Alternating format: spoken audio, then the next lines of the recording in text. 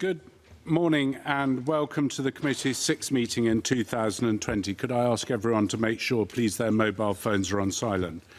This is the second agenda item, which is on the Queensferry Crossing. Today we'll take evidence on the recent closure of the Queensferry Crossing due to safety concerns. I'd like to welcome Michael Matheson, the Cabinet Secretary for Transport, Infrastructure and Connectivity, Dr Hazel MacDonald, Chief Bridge Engineer, Scottish Government, Lawrence Shackman, the Queensferry Crossing Project Manager, Design and Construction for Scottish Government, and Mark I'm going to pronounce that wrong. On it. Is that right? Yeah, good. I got that right. Operating Company Representative from Amy Forth Bridge Operating Company. Cabinet Secretary, I'd like to invite you to make a short opening statement of up to 2 minutes. Thank you, Convener. Good morning. Can I thank the committee for providing an opportunity to provide you with an update on the closure of the Queensferry Crossing last week. First, I'd like to thank those affected for their cooperation and patience and reassurance that the public safety is of paramount importance on these matters, and the decision to close the bridge was not taken lightly. On Monday the 10th of February, I was made aware that despite monitoring arrangements being in place, ice unexpectedly fell from the bridge's cables, causing damage to 8 vehicles travelling below. Our operating company recommended the closure of the bridge, a decision fully supported by Police Scotland. A road diversion was implemented and measures taken to strengthen public transport until the bridge reopened on Wednesday the 12th of February. Whilst the closure was unexpected and most unwanted, the period during its closure has been used by the engineers to better understand the circumstances that give rise to this problem, and this will help to improve the future management of the bridge. The issue of ice was first noted in March 2019, and since then a range of action has been taken forward. Ice sensors will be installed in the next few months. However, the principal monitoring of the bridge for ice will remain visual monitoring, which is the most effective way to observe any ice developing.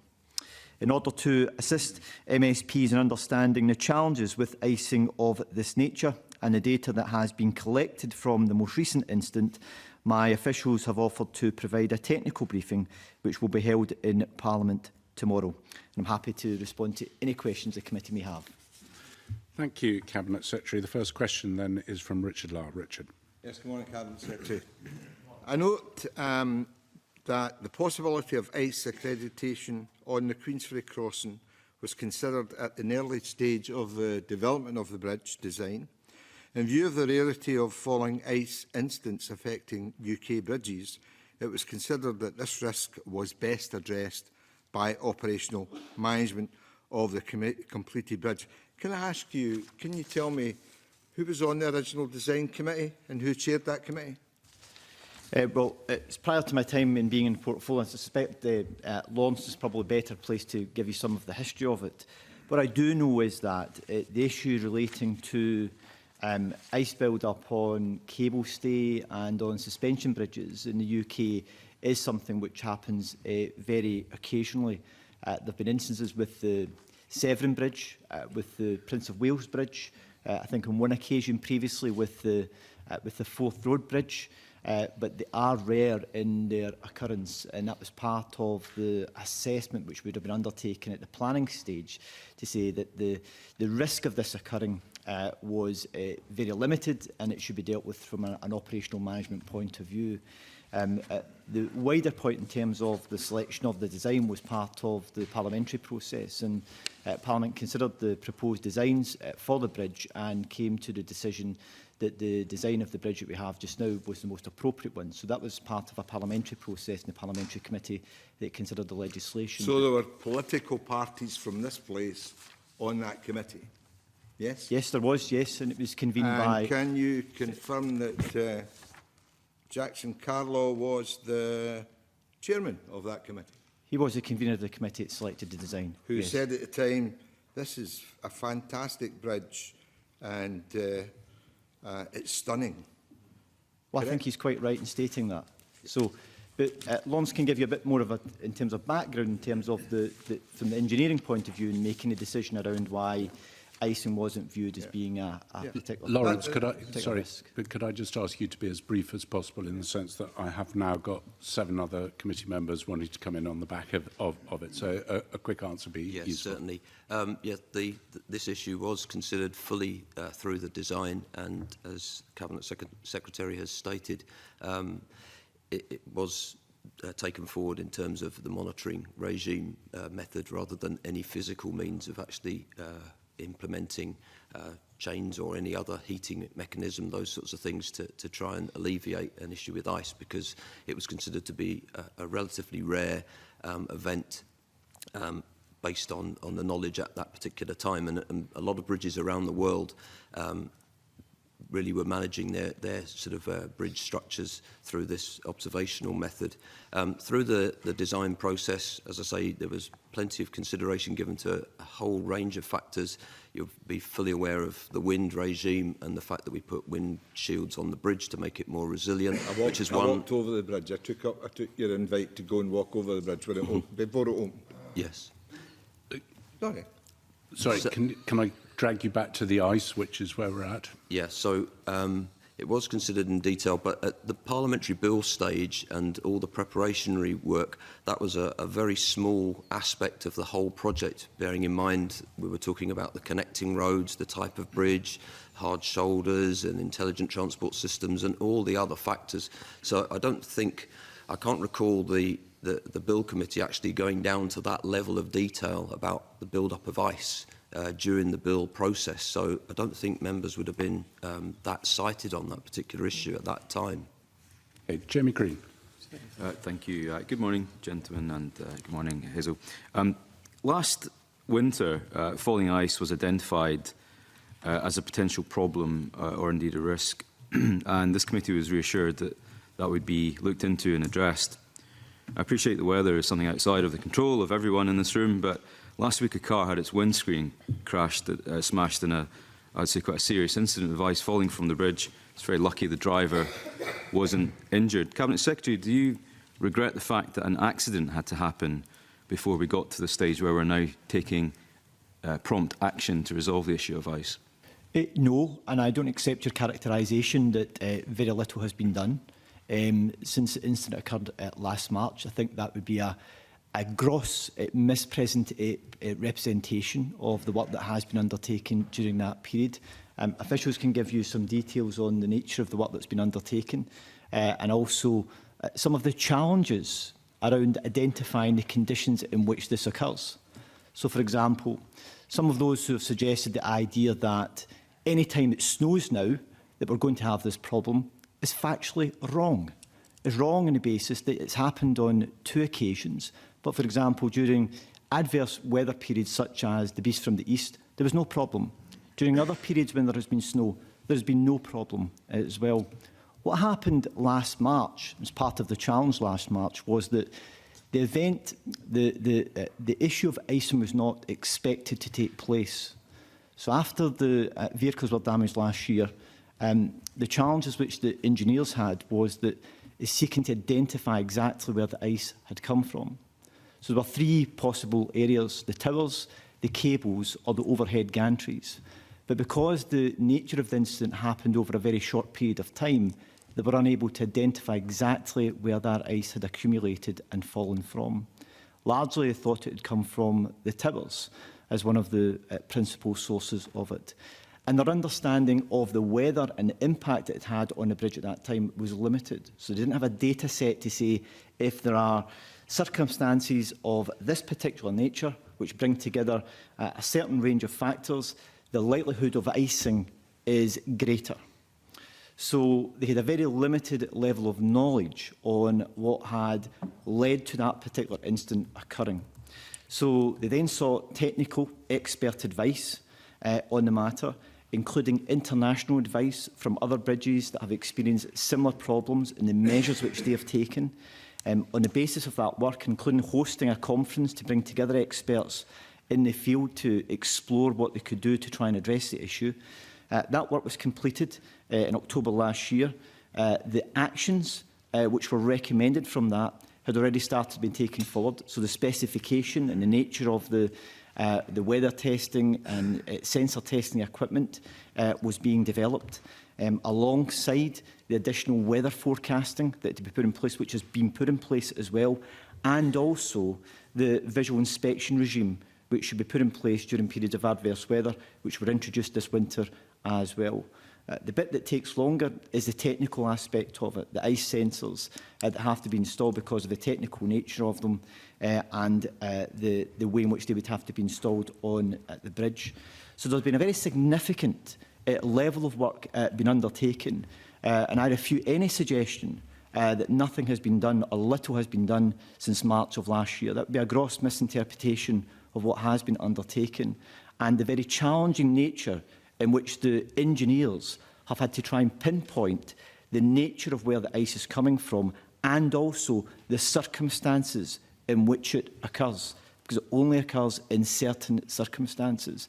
I don't know if Mark wants to say a bit more about some of the work that they were doing over the course of the last year, but also the specific challenges they have associated with the very limited weather environment in which this starts to occur. And before Mr Arndt enlightens us more, let's assume, given it's the 4th, given that it's winter, given that it's Scotland, that we may experience similar weather conditions of this nature.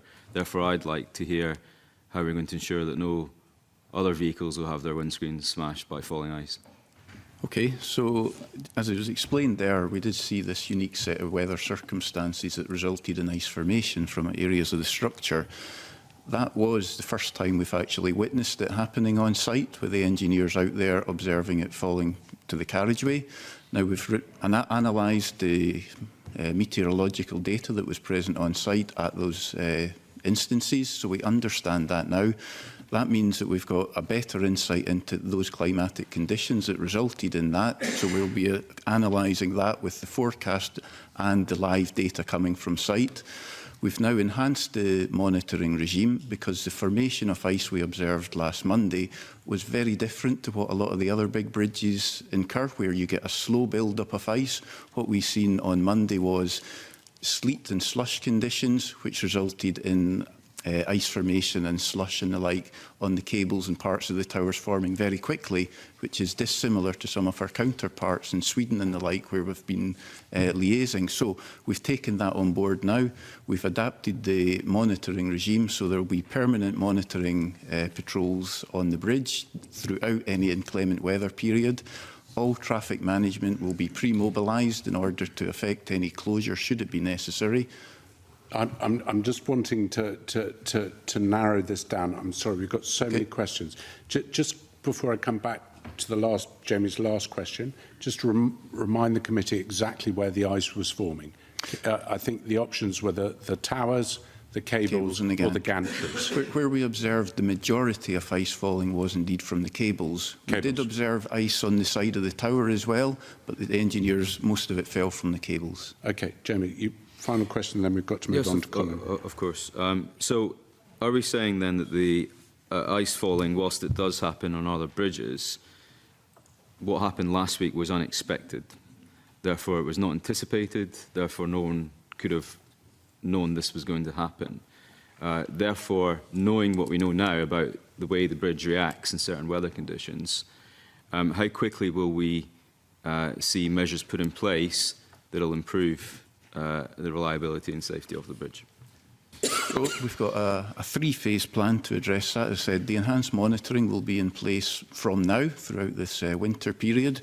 We've also actively looking for permanent viable solutions into mitigating ice forming in the first place. That will take time through research and development and the like. We're also in the medium term, and by medium term I mean in anticipation of next winter, looking at options to activate the traffic management faster, and that could be in reusing the Forth Road Bridge in circumstances of emergencies. The ice sensor will also be installed, as explained, over the next few months. By next winter? By next winter, yep. And then the longer term solution, as I said, to consolidate that research and development that's required to introduce permanent viable solutions where appropriate to the climatic conditions and design activities of the Queensferry crossing. Thank you.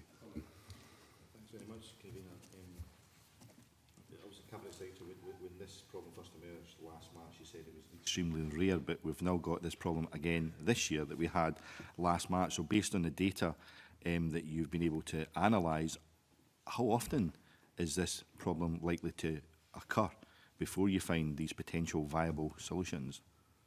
Mark would be better placed to be able to advise you that, given he's been involved in collecting the data. Obviously, the circumstances we've seen were a very unique set of circumstances that resulted in the ice formation. That does not mean that those are the only circumstances. As I said, big bridges from around the world experience different challenges with ice formation, but without doubt, all of those that we have consulted with follow that same procedure, where visual inspection is the primary source and bridge closure is merited. So in terms of the number we can expect, I couldn't quantify that, but what I can say is that that enhanced monitoring regime is in place to safeguard the public, which is ultimately what we're trying to do. But you're not able, based on the modelling, to be able to give a projection how regular this is likely to happen. Is it, you know, once a year, twice a year? I mean, how often? I mean, it's clear that there's a problem here that you haven't got a solution to yet, but you're not clear as to the how often analysis that will we've done historically, looking back over the couple of years' data that we have, indicates that the only two circumstances where we had those unique characteristics were the incidents in March last year and on Monday. However, on Tuesday last week, the climatic conditions were very similar, but we were proactive in that basis, and the bridge remained closed while full-time monitoring occurred.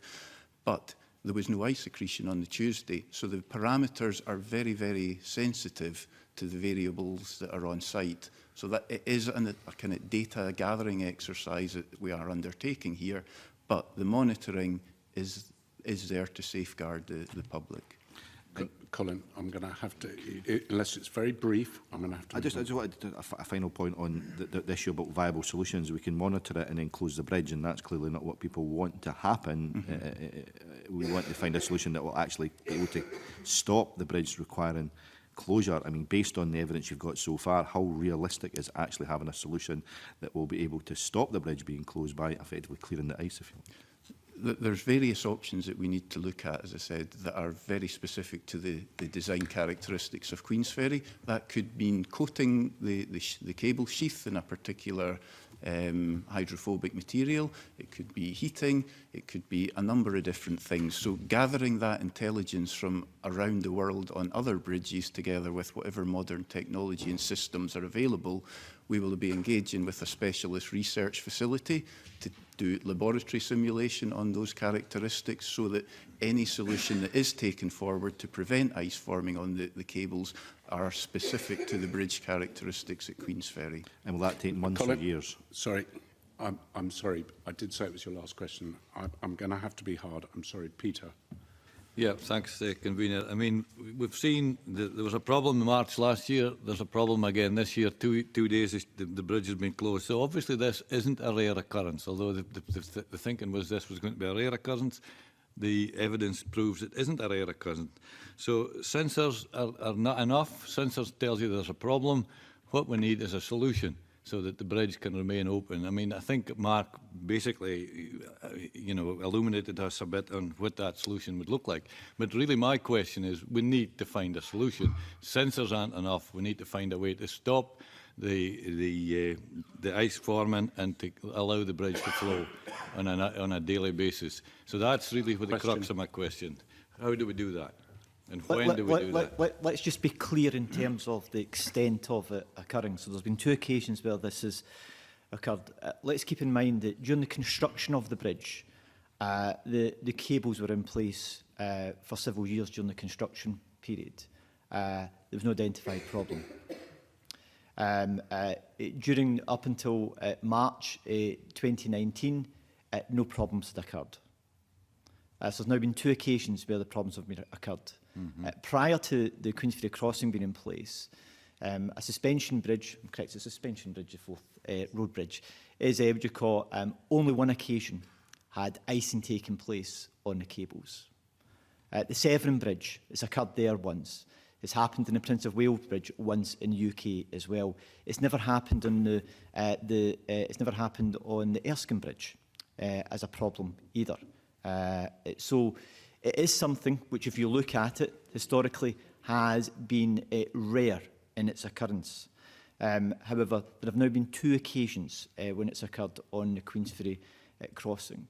And the challenge has been trying to understand exactly why is it happening on the Queensferry crossing in that way, different to any other cable stay bridge or suspension bridge in Scotland to date.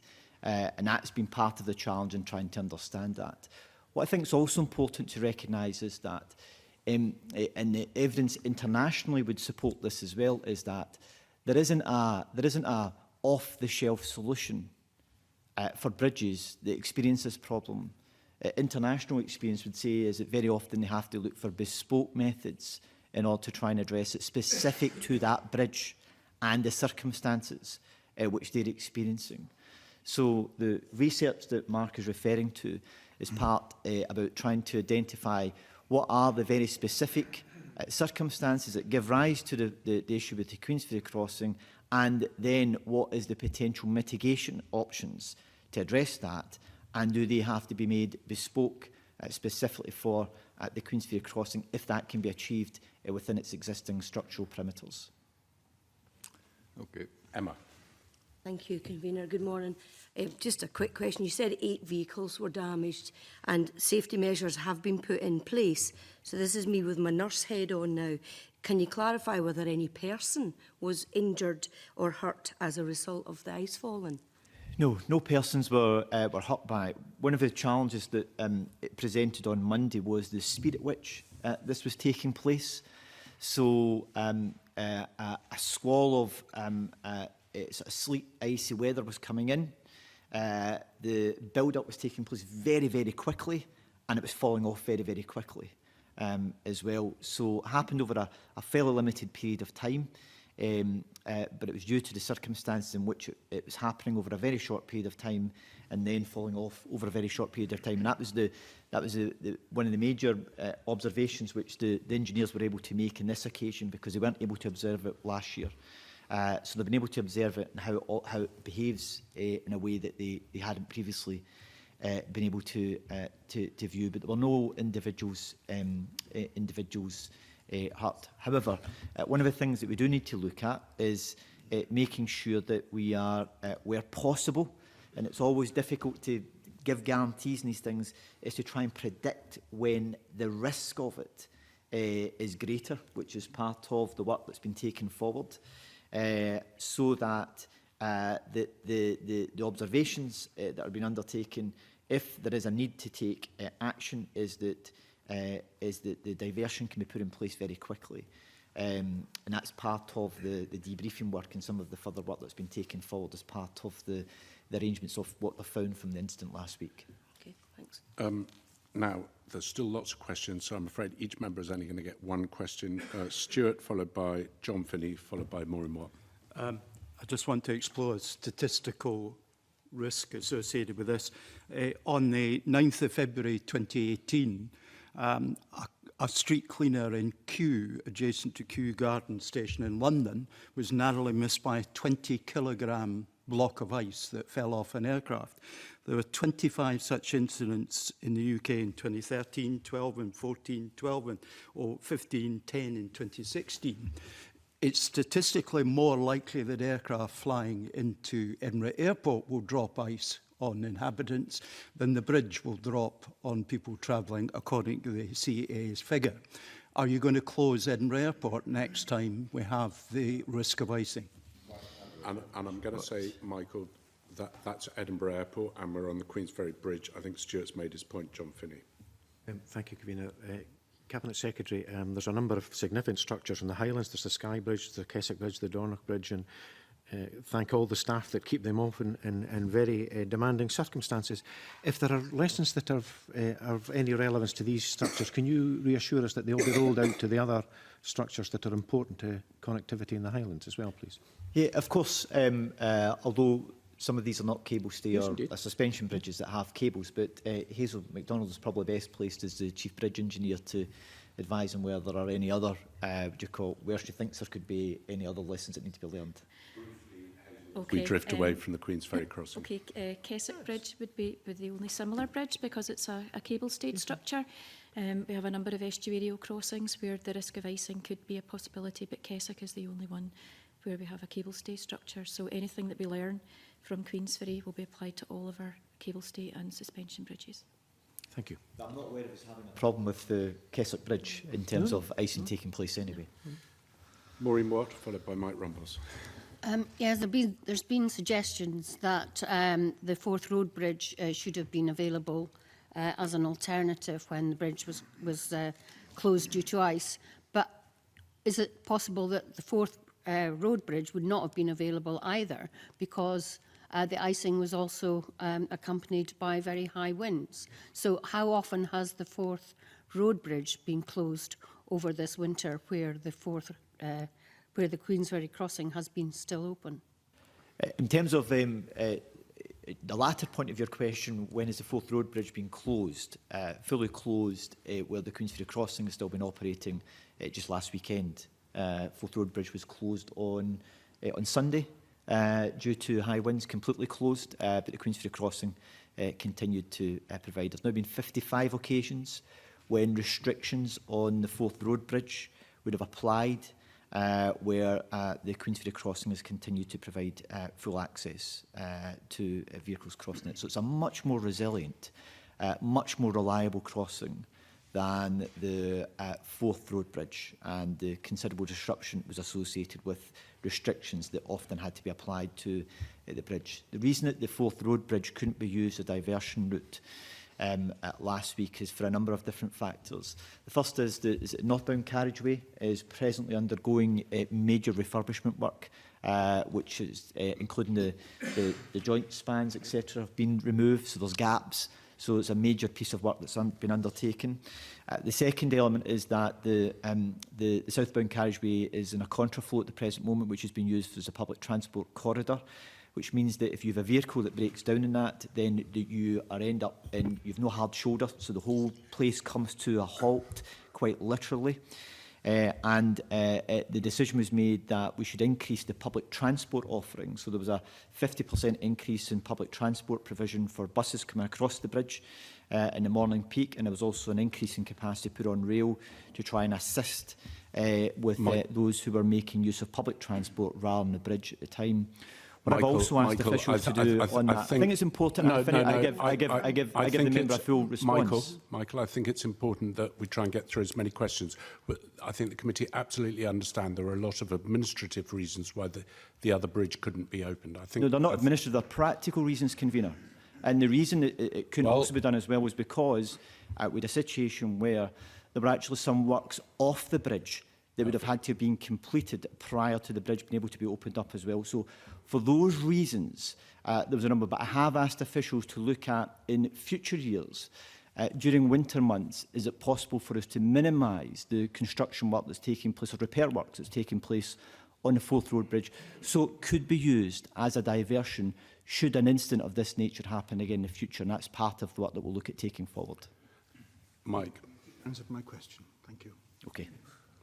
Okay, perfect. So I've got one question, if I may, at the end, and then the rest of the questions will have to be answered during your question and answer session, I think, tomorrow afternoon at 5:15. I think that's when you're briefing MSPs on this. But my question is that this isn't a unique problem to the Queensferry crossing. As you've alluded, there were 2 incidents on the 7 crossings in 2009. There's been incidents on similar bridges in Canada, Norway, Sweden, US and Japan, all dating back to well before this bridge was built.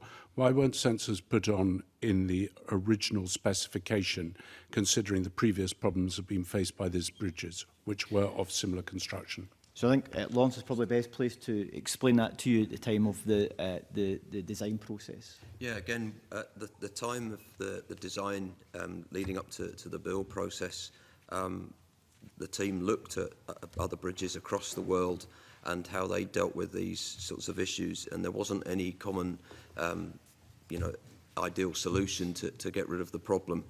As we went back to go back to the beginning of the meeting, to manage the risk by observation is the best and most tried and trusted method.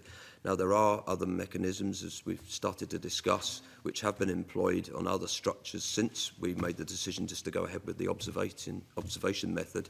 And a lot of them have intrinsic problems. They're either very costly to install, they're not reliable, heating and mesh on the cables, as Mark alluded to. So to actually go down the path of any one solution at the moment, we need to do this research which Mark's mentioned to see what is the most appropriate solution. Okay, but and I guess I'm going to have to wait, using my own rules on myself, for the answer to why the sensors weren't put on originally when the problem was worldwide before this bridge was built. I will find out tomorrow when I question the Cabinet Secretary. Thank you, Cabinet Secretary and your panel. I'm briefly going to suspend the meeting to allow the witnesses to change over as we move on to agenda item 3.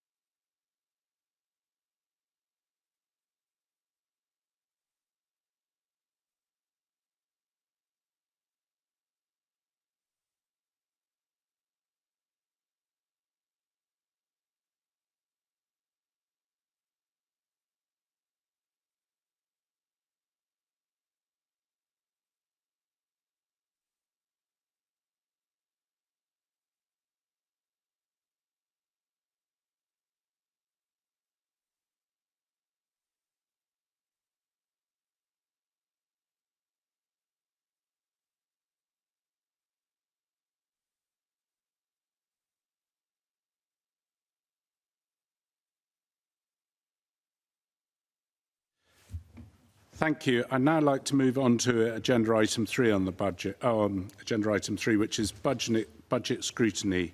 Our next item today is the scrutiny of the Scottish Government's budget 2020-2021. We're going to be having 2 sessions on the budget today. The first is with the Cabinet Secretary for Transport, Infrastructure and Connectivity on the issues relating to the budget which fall within his responsibilities.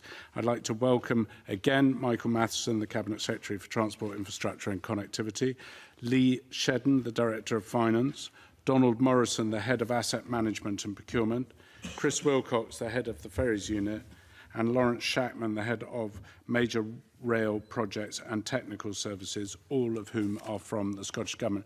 Cabinet Secretary, do you want to make a brief opening statement? Thank you, Convener, for inviting me to give evidence on the budget as it relates to my portfolio. The overarching aim of my portfolio is to promote sustainable inclusive economic growth by providing the transport, energy and digital infrastructure and connectivity that communities need to deliver real economic and social benefits while protecting our climate and environment and improving the lives of people across urban, rural and island communities.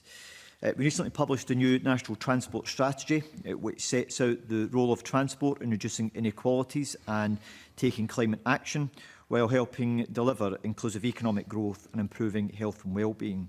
This, along with consideration of the recommendations made by the Infrastructure Commission for Scotland, will help shape our future plans for transport infrastructure through work on the second Strategic Transport Projects Review. In addition to transport infrastructure, We're also focused on extending superfast broadband access, investing in mobile infrastructure, investing in low-carbon transport and promoting active travel, supporting economic development in cities and the regions, modernising Scotland's energy system, tackling fuel poverty and improving energy efficiency, and supporting low-carbon energy transition. This is reflected in the additional £579 million of funding, an increase of 20% in the transport and infrastructure and connectivity budget from 2019-2020. The committee focused on road maintenance in its pre-budget scrutiny, and maintenance and safety and safe operation of motorways and trunk roads network in Scotland is an important priority. Additional funding has been allocated for routine and winter maintenance, network strengthening, structural repairs and the Forth and Tay bridges. 2020 will also be a milestone year for digital connectivity in Scotland. Not only will we continue to deploy digital infrastructure right across the country through the Digital Scotland Superfast Broadband programme, we'll also make progress with the Reaching 100 programme. We've increased our commitment to invest £85 million in active travel infrastructure and support, and will begin to deliver on our commitment to invest £500 million in improved bus priority infrastructure to improve bus journey times, while also supporting greater investment in green buses. We'll continue to invest in Scotland's electric vehicle charging network and introduce low emission zones in Scotland's 4 big cities. And will continue to provide concessionary travel for older and disabled people while supporting bus services with low emissions and smart ticketing. The focus on making the best use of our existing infrastructure is reflected in the funding for capital maintenance and renewal of the trunk road and rail network, Scottish Canals and Highlands and Islands airports. We continue to invest in existing projects to improve our trunk road network and increase resilience to unplanned events such as flooding and high winds. And we will further enhance Scotland's railways through the rolling programme of electrification, the redeployment of Glasgow Queen Street Station and improvements to the routes between Aberdeen and Inverness and Perth. Convener, the 2021 budget for transport infrastructure and connectivity provides significant additional funding towards achieving a more inclusive and sustainable economy for Scotland, and I look forward to responding to the questions from the committee. Thank you, Cabinet Secretary. The first question is from Colin. Colin. Thanks very much, Convener, and good morning to the panel. Can I start with the question on the significant increase in rail payments to Abellio, Serco and Network Rail for the operation of the Scottish Rail Network? The Level 4 spreadsheet explanation of this increase states that, and it quotes, reflects profile of Caledonia Sleeper and ScotRail franchise payments following no rebasing announcement. Can you explain how the rebasing process has increased the amount of funding going towards rail services? So I'll whip Lee to give you some more detail around the Level 4. In terms of the increase in funding both for the ScotRail franchise and also for the Caledonia Sleeper franchise, both the increases are in line with the contractual commitments set out within the franchise agreement. So, for example, if revenue growth has not increased to the levels which were expected within the franchise agreement, then there's a requirement for us to provide further funding towards the franchise provider. And that's been one of the challenges which the increase in funding is having to address. So both of these increases are in line with the contractual requirements set out within the franchise agreement. I don't know if we want to say a bit more, Lee, about the very specific nature of that. Yes, I can advise that had rebasing gone ahead, the numbers would be significantly greater than they are now. And that, of course, was part of the reason why the no rebasing decision was taken. On the ScotRail franchise, which is the much larger of the two, the contract requires us to have a share of the revenue shortfall. And that, of course, is limited as a result of the no rebasing notice. So the contract will now end in 2022. So there's nothing specifically caused by the rebasing notice. It would have been different had the rebasing gone ahead.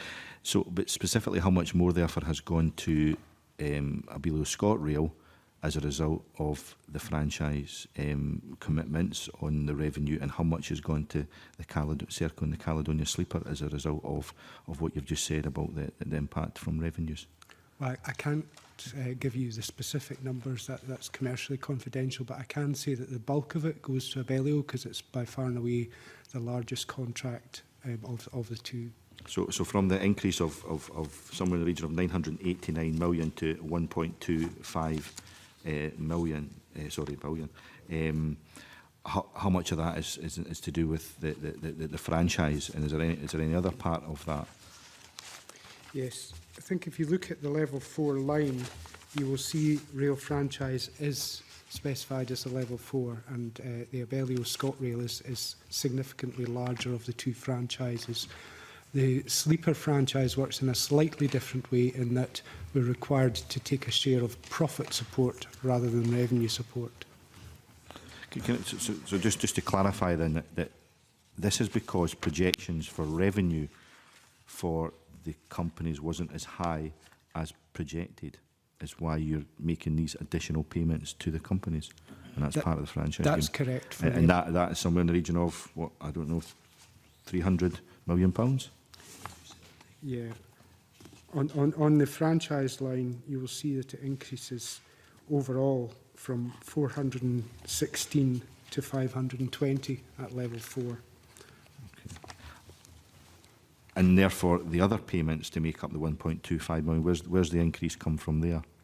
If you look to the further level 4 line on rail infrastructure, you will see that increases from 362 million to 529 million.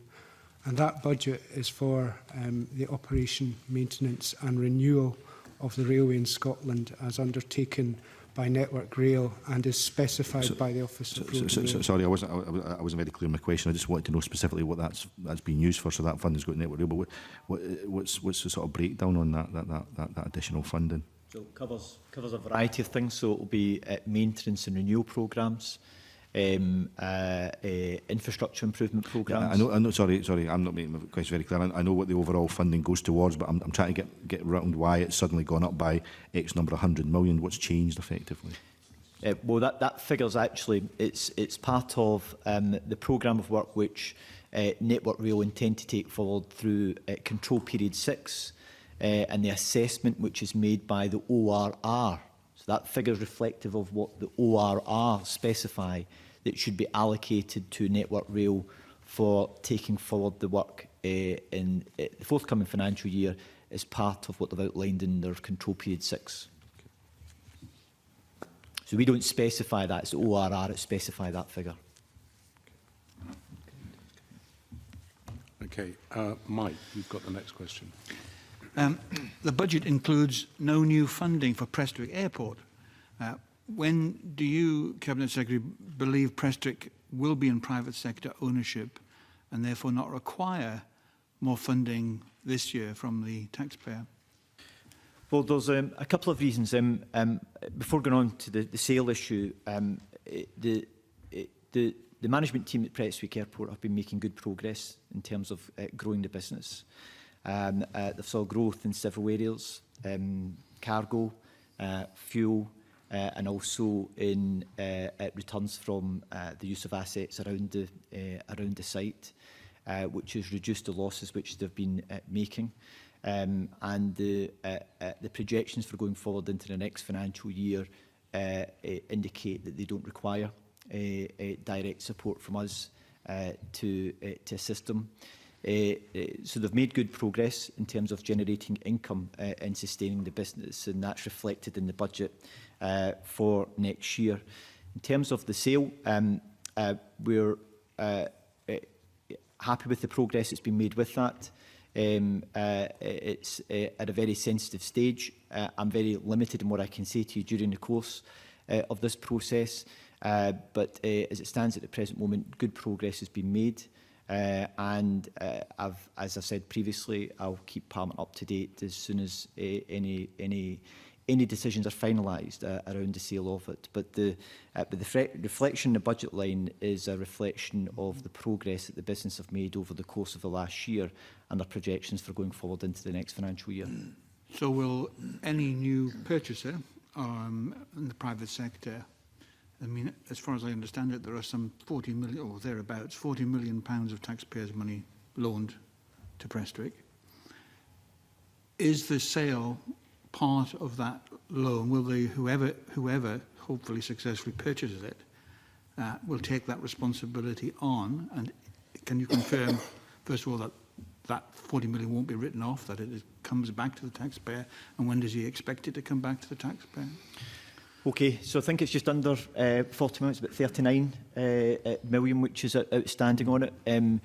You are tempting me to get into the sales process and where negotiations are with with the preferred bidder for the airport. What I can assure you of doing is that we'll work to get the best deal for the taxpayer in these matters. And that's the approach which the management team at Prestwick Airport are undertaking at the present time.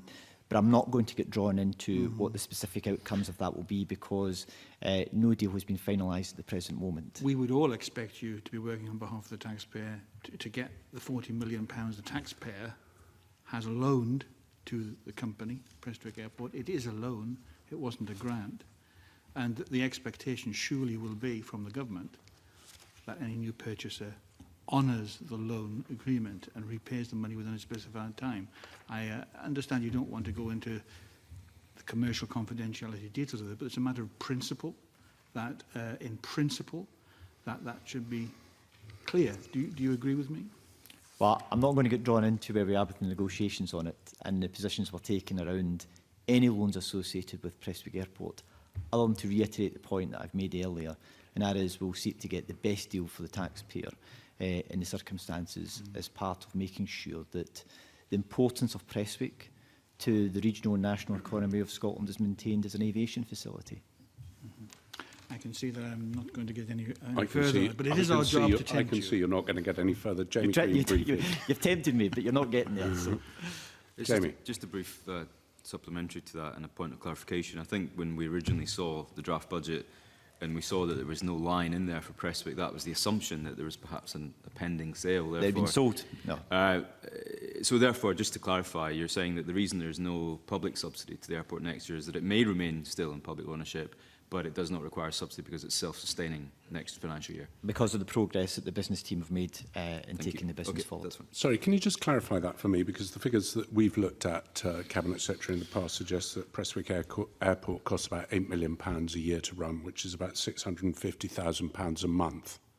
And you're telling me that they've clawed all that money back, that £8 million in running costs, by increased fuel sales and increased use of the airport. So there'll be no subsidy. Just so I understand that, because it seems an awful lot of money to turn around in a business in 1 year. Well, you'll be aware that they've been reducing the level of subsidy that they require from the taxpayer over the last couple of years overall. Because of the way in which they've been turning around the business and been able to drive up income. So they don't need that 650,000 that they used last year. They've cut it out. If you let me finish the point I'm trying to make, and that is that in projecting going forward into the next financial year, given where the business is at, that they don't believe that they require funding from the Scottish Government in any form of a loan to sustain it in the next financial year. So they'll be breaking even or making a profit? Well, whether they make a profit will be determined, but at the present time, the management team don't believe that they require funding in the form of a loan for the next financial year. That's a huge turnaround. Angus, yours is the next question. Thanks, Convener.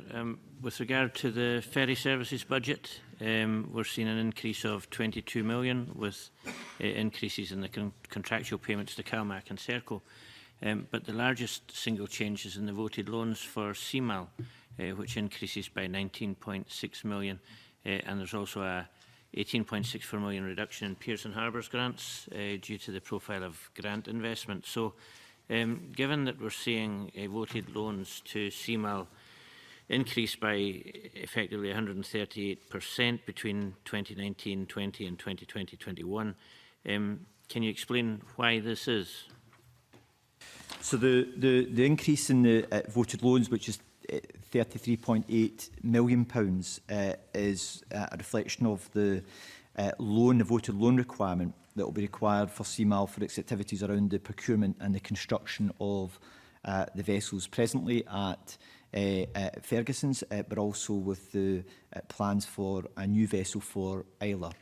So the voted loans are a reflection of what they anticipate will be the required funding that they will need in the next financial year to meet the instalments which are required as associated with the existing contracts they have, and also with the plans to develop a new vessel for Isla. The principal money from the voted loans in terms of the Fergusons will be largely for vessel hull 802 and 801. So it's for it'll be for any remaining payments due under the CMAL contract if they reach particular milestones. So that's what the purpose of the voted loans for, and that's what the increase is a reflection of where they expect to get in this forthcoming financial year on both those elements. Okay. There's also a new Ferguson Marine budget line of 49.6 million created for 2020-21. So how much of this is to support the general running of the yard, and how much to fund the completion of the MV Glen Sannox and Hull 802? And could you also give us an indication as to how you expect this budget to develop over the coming years? So this budget line is a reflection of the decision which we made as a government to provide additional finance for the purpose of the completion of the existing vessels at Ferguson's, over and above what was provided for within the contract, which is paid for through the voted loans mechanism. So this, the £49.6 million is the anticipated figure that's required for the additional money to have the ongoing work on both the vessels continue. What I can't do is I can't specify how much of that will be for the running of the yard and how much of it will be for the work that's undertaken on the vessels, largely because quite a bit of the costs associated with the work on the vessels is actually money which will have to be used for the purpose of sustaining the yard as well. So I can't give you a separation of those figures at this particular stage, but this is the additional funding which the Scottish Government is making available for the completion of the vessels, and part of that will also help to sustain Ferguson's Marine as a business going forward, because that will generate the income that they require for the purpose of maintaining the yard. Okay, thank you. Okay. Jamie, did you want to come in on that? Yeah, so I mean, just to clarify these numbers, so there's a £50 million line in the budget for Ferguson. There's also a £56 million line in for vessels and piers, which is relatively flat on this year's budget. There clearly is a monthly running cost of keeping the yard under public ownership. So it's still unclear. We've heard as a committee that the two vessels that they're building for CalMac, 801 and 802, may cost around another £100 million to finish.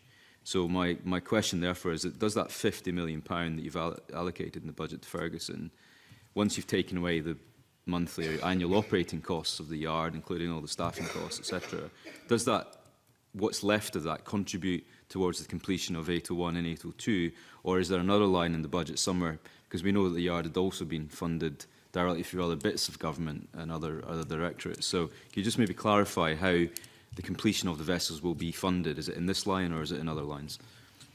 So there's two parts to this. So the voted loans element is the contract that CMAL had with Ferguson's Marine for the construction of both these vessels. And we know that, and we've agreed that the cost of these vessels is going to exceed what was set out within the contract. And the additional £50 million that you see, the 49 million pounds that's been made available in this new funding stream this year, is a reflection of the additional costs that will be associated with the completion of this work and undertaking this work. There will be costs associated with that which are wrapped up in the running of the yard, so paying staff, buying materials, etc. What's not possible to say is that X amount is purely for staff and for materials, and X amount is for work on the ships, because they're all interlinked in themselves. What you will be aware of is that as part of the governance arrangements that have to be put in place at the yard, is that there's work already been undertaken to look at how that can be improved and how we can make sure we've got a governance arrangements that give us greater insight and oversight of what some of these costs may be going forward. But the figure that's in here is a reflection of what's expected to be the costs for the ongoing work on these vessels, which is over and above the contract that CMAL have with Ferguson Marine, which is a voted loans provision. So I guess the premise of my question is, are you, as a government, putting the money directly into the yard to finish the job, or are you giving the money to CMAL to give to the yard to finish the contract that they have with the yard? No, so the money will go directly, it will be paid from the Scottish Government to the yard itself. The money which is paid from CMAL is purely on the basis of the contract, the original contract, which goes through the voted loans mechanism. Thank you. Thank you. Richard Lyle, yours the next question. Yes. This committee carried out an extensive pre-budget inquiry into roads maintenance and made several recommendations. So can you tell me what changes to the budget for 2021 did you make in response to this committee's pre-budget scrutiny of roads maintenance? Can I say, first of all, I was very grateful for the scrutiny which the committee offered in terms of road maintenance, and there are several changes which have been made to our budget as a result of that. We have increased by £7.5 million the structural repairs and network strengthening trunk roads and bridges fund, which increases it to £123 million for the forthcoming financial year. We've also made additional provision for routine winter maintenance on trunk roads, which is increasing by £2.6 million, which will take it up to £94.4 million. We've also increased funding for works to be undertaken on Forth and Tay bridges, which is increasing by £15.8 million, which will take that figure to £37.3 million to ensure that both of the bridges which require essential repair works to be undertaken and maintenance work to be undertaken are taken forward in the forthcoming financial year. Okay. So what impact do you think the budget plans for 2021 will have on the condition of Scotland's trunk and local roads? Because local roads are, some people say, are deteriorating. Will the state of our roads, especially local roads, improve? Well, my budget provision is for the trunk road network, not for the local road network. That's managed through the local government settlement and also through local authorities. What this should allow us to do is it should allow us to maintain a stable approach to the essential maintenance of the trunk road network and also the road safety programme which we have, and enhancing road safety in key points of the network. So I would expect this to be a budget that will allow us to maintain a stable approach to the overall trunk road network across the which Transport Scotland is responsible for. Okay. Right, so last question. Given the priority attached to maintaining existing infrastructure in both the report of the Infrastructure Commission and the new National Transport Strategy, can you explain how you arrived at the balance between investment, John will love this question, and roads maintenance and the new roads set out in the budget? Well, John Finney, sorry.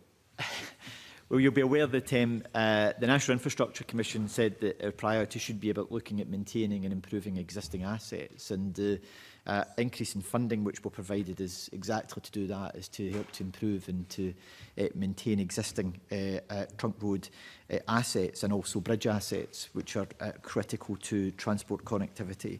In terms of future investment priorities, we set out in the National Transport Strategy the sustainable transport hierarchy and also the sustainable investment hierarchy.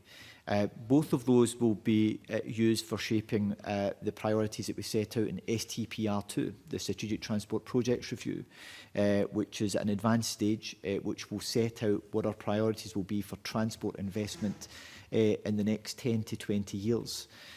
So investment priorities will be set out using that hierarchy within STPR2 when it's published next year. And that will be informed by the various transport modes that are covered within it, and the sustainable transport hierarchy and the investment hierarchy. Can politicians feed into that?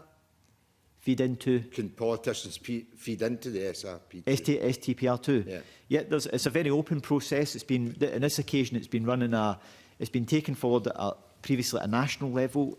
We are doing it at a regional level, although it will come to a national point to try and help to capture as much information as possible and to engage with communities as much as possible.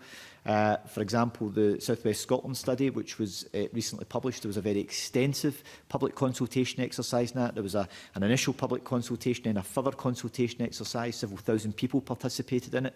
Politicians around this table participated. Emma Harper and Colin Smith were involved in it.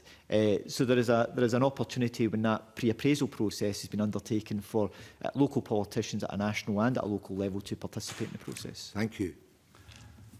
Cabinet Secretary, first of all, can I, because I've got the next little lot of questions, thank you for your letter in response to the committee's pre-budget scrutiny. Can I just ask a couple of questions, if I may? We talked about in your response the future government structures for the delivery of road maintenance will be considered by the National Transport Strategy Roles and Responsibilities Group. Who's in that group? So the group is co-chaired by Transport Scotland and Solace, and has representatives from a range of organisations, including RTPs, Scots, COSLA are involved in it. So there's a range of stakeholders who are involved in in considering any potential structural changes that take place. Okay. I mean, perhaps you could flesh that out a wee bit in a response to the committee on because there are other members, are there, or is that just purely it? I'm not sure of. Is there other members that I've missed out? I think you've got the main. Okay. So they're the main members. Yeah. In our budget, pre-budget scrutiny, we identified from the evidence that we're given a huge maintenance backlog on both trunk roads and local roads. And I listened carefully to the response you gave to Mr Lyle about all the work that was going to be scheduled on trunk roads, which was interesting. But there was £1.8 billion backlog in local road maintenance, and you didn't mention that. How are you going to help local authorities with that? And how do you respond to that question that the committee raised in their report? Well, as you've seen from my response to the committee, is that the democratic process for deciding on what the priorities are at a local level for local roads is through local authorities and local elected members, and for them to determine on what allocation of their budget they wish to use for road maintenance and for road improvement. You'll be aware that within the draft budget for 2020-2021, there is a cash increase for local government day-to-day on local revenue of some £494 million, which is a 4.9%. It would be for local authorities to determine how they wish to set their budgets for road maintenance and for road improvements through the local government settlement. Okay, but I mean, the evidence that we heard in the inquiry was that there wasn't an increase in any budget for road maintenance, and the Infrastructure Commission very clearly in their report made it clear that one has to look at the assets, look after the assets you have before you start necessarily expanding on future assets. It's got to be done in conjunction. You can't ignore one without the other. So are you comfortable that the provision in the budget allows the £1.8 billion backlog in local roads to be rectified? Because I haven't heard that yet from any council. In my budget or in the local government budget? Well, I think the transport budget is, or the repair of the local roads, do you feel it's going to be covered in the budget? The transport, my budget doesn't cover local roads. So you're not interested in local roads and the maintenance of them? No, that's not what I've said. What I've said to you is that my budget doesn't cover the local government settlement for local roads. Let me try the way in which, well, let me just be clear about because you characterise it as though I don't care, because I do care. However, funding for local government comes through the local government portfolio and is allocated to local government to determine how they choose to use it for their priorities through democratically elected local members. It doesn't come through my portfolio. So let me phrase it a different way, if I may. The committee made it clear that we'd heard there was a £1.8 billion backlog in local roads maintenance. Did you make representations to the Cabinet Secretary for Finance that this money should be made available so the local roads could be maintained? The responsibility for local roads rests with the local authority. So if there was representation being made, I would expect representation to come from local authorities on that matter, given that's their responsibility. So the answer to that then is, as you expect them to do it, you didn't do it. So no, don't hold on. Don't put words in my mouth that are inaccurate. Let's be very clear here about what the process is. The process for deciding what maintenance and improvements are carried out to local authorities' roads rests with local authorities. There are several members here who have been local members on local authorities before. That's their responsibility.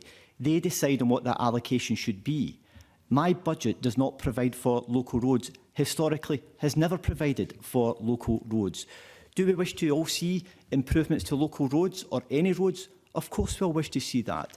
However, we are having to manage what are very difficult financial circumstances as a result of the reductions we've received in our block grant from the UK Government and the challenges which we've had with austerity since 2010 imposed by the UK Government, and the impact that then has on the Scottish Government's budget and then the local authorities' budget as a result. What we seek to do with local authorities is to give them as fair a settlement as we can, and that historically has been the approach which we have taken and is reflected in this budget settlement as well. Should you think that there should be additional funding provided for local roads, it would have to be provided through the local government settlement. But of course, in doing so, in being a member of the party that has been systematically cutting our budget since 2010, now, you will have to identify exactly which budget you want to see cut in order to put more money into budgets for local roads. Michael, I was making a point. No, there's no point smiling at me. There is no, Mr. Matheson, you listen to me. I've listened carefully to you. In fairness, I asked you a question on the committee's report, which identified from the evidence that we were given, there was a shortfall of 1.8 billion. I was trying to identify where that money was going to come from, in the fact that the call for that money to be made available was supported by the Infrastructure Commission. We have got as far as... characterisation of it. I'm sorry, I think we have got as far as we can on that. I would like to ask one further question.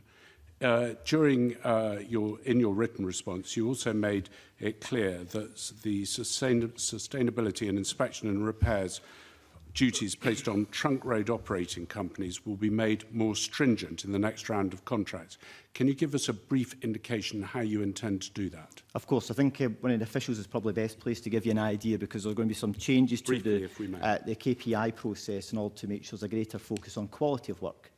Yes, thank you. We've introduced a number of improvements to our trunk road operating company contracts going forward, and the first round of those contracts will start in August of this year, covering the south of Scotland. So there's a new performance management regime that's been introduced, and there's a number of indicators which we'll be monitoring throughout the duration of those contracts around repair timescales, repairs completed on time, inspections completed on time, various cyclic maintenance duties completed on time, the efficiency of winter treatments, responding to customer correspondence and complaints, completing those on time, and also new targets on carbon emissions and waste management.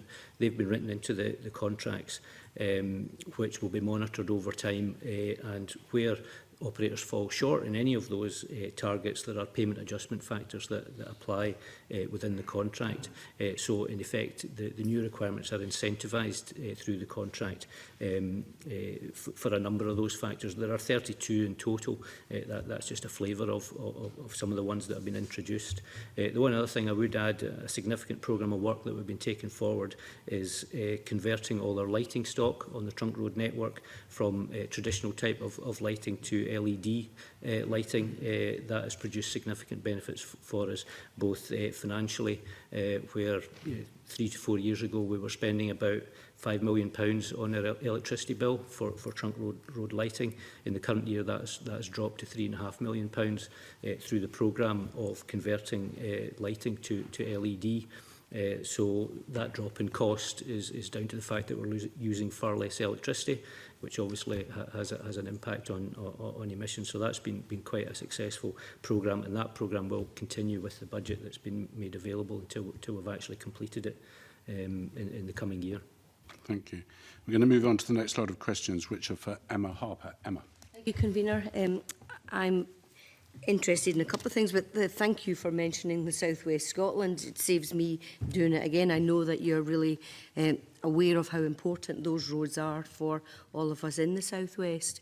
I'm just interested if you can help explain for us how the balance of expenditure in the transport budget, particularly capital investment plans, support the policies set out in the new National Transport Strategy and the recommendations of the Infrastructure Commission, which we heard about last week, which they are recommending the maintaining and improving existing assets.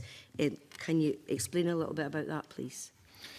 So the Commission's report around prior to looking at building or creating new assets, you should be looking to make as best use of your existing assets, is reflected in the points I was making earlier on in terms of trunk road maintenance, the increase in funding which we're making available, also for the winter maintenance programme and also for the major structures programme around the Forth and the Tay crossings.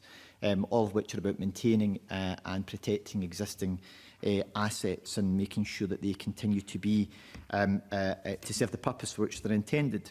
In terms of future investment decisions and the major capital priorities for transport, that will be informed by, as we've set out in the National Transport Strategy, be informed by the investment hierarchy which is set out within that. That will be reflected in the STPR2. When it's published. So the major piece of work that we're undertaking, looking at all modes of transport across Scotland that will be covered by STPR2. All of those elements will be, will be picked up on within the investment hierarchy that's been set out within the National Transport Strategy when the STPR2 is published next year. Okay, thanks. And the budget also highlights that £500 million will be invested in bus priority measures over the next few years. And I'm just wondering what few years means. Can you define maybe a bit more accurately what does a few years mean, and maybe give any examples of some of the projects that would be funded through this budget line? Sure. So the £500 million bus partnership scheme is about making sure that we give greater prioritisation to public transport, particularly in areas where we, particularly in urban areas, which we know there's an opportunity through bus prioritisation to make a real difference, and that will have a benefit to rural communities as well, as we see growth in bus usage overall. When you say, can I define what a few years are, part of the challenge in taking this forward is that local authorities need to develop proposals and programmes for the capital investment. And the engagement with them is that for some of them that will take them a couple of years to develop the programme, go through it to the point where they start to put quite literally spades in the ground.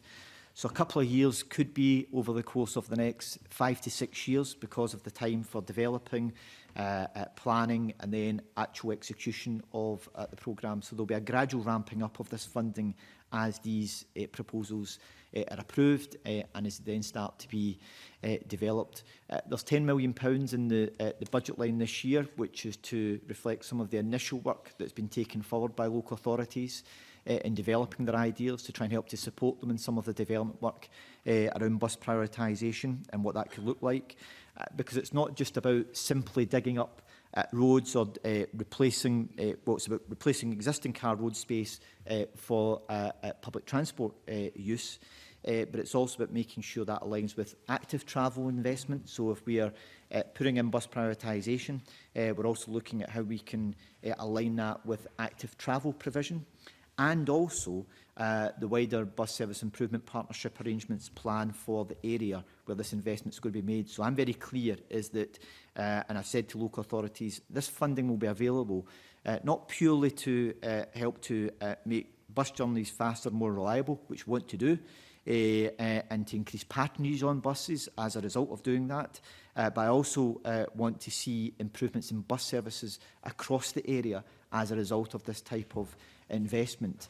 So part of the work that they'll need to look at doing is taking forward bus service improvement partnerships with local bus service providers alongside the infrastructure investment to make sure that it's delivering a much wider benefit to the area which is served by bus services rather than just in the corridor or the areas where there's going to be bus prioritisation provided. Okay, thanks. Colin, you wanted to come in on that. So just to be clear, Cabinet Secretary, of the 500 million, effectively there's 10 million in this year's budget for bus priority measures, which is obviously capital funding. Other aspects of the Transport Bill included providing powers to local authorities to establish their own bus companies. Is there any provision within the bill to support that particular part of the Transport Bill? And crucially, how do you, from the budget that's been set out, tackle the fundamental issue that the loss of bus services in rural areas isn't to do with capital projects? There's only so many places in a rural village you can build a bus lane. It's actually the revenue pressures on those services, and that's not going to go away as a result of bus priority measures. Well, look, I recognise the challenges in the provision of local bus services, particularly in rural areas, and the reduction services which we have seen. We've continued to maintain our commitment to supporting the bus industry through the BSOL grants which we provide, also the funding which we're also providing to help to support them in moving to low carbon to more low carbon buses as well. Part of, you're right in terms of the revenue element, but part of the idea behind using the capital element of the bus prioritisation arrangements is that there are bus improvement plans put in the areas where this type of capital investment is putting in. So it's not a case of the taxpayer just providing £500 million for bus prioritisation and not expecting the bus industry to also come to the table to demonstrate how they're going to improve bus services in the area as a result of that taxpayer investment. So I've been very clear with the bus industry in that and local authorities with that, and they welcome that approach and are prepared to work with us in looking to do so. In terms of your initial point around is there provision within the budget to provide local authorities with funding for the purposes of setting up their own bus services. There's no provision within the budget for that purpose. Okay. Thank you. The next question is from John Finney. John. Thank you. Maybe just to pick up on the points my colleague Colin Smith said, the bus priority measures most of my constituents would want would be to have a bus service at all. Never mind any infrastructure to support. So, but can I, Cabinet Secretary, ask about the active travel budget, which it's fair to record has increased by 2.25%, a relatively modest sum since 2018-19. However, as a proportion of the total transport budget, that's decreased in successive years. Do you consider that's an appropriate response from a government that's declared a climate emergency? No, on the basis that the budget it doubled in 2018-2019, and we have sustained that, and we have increased it with a further £5 million in this financial year.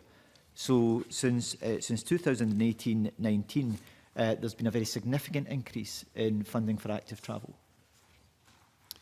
A 2.5% increase I acknowledge that, but as a proportion of the overall budget, it's decreased in successive years. Are you, I'm happy to read out the figures I've got in front of me here, if it helps, Cabinet Secretary, but I'm just summarising by saying... All I'm saying is that this is a budget that's increased by doubling since 2018-19 and is increasing again. We've sustained that in the 2019-20 budget, and we're increasing it again in the 2021 budget.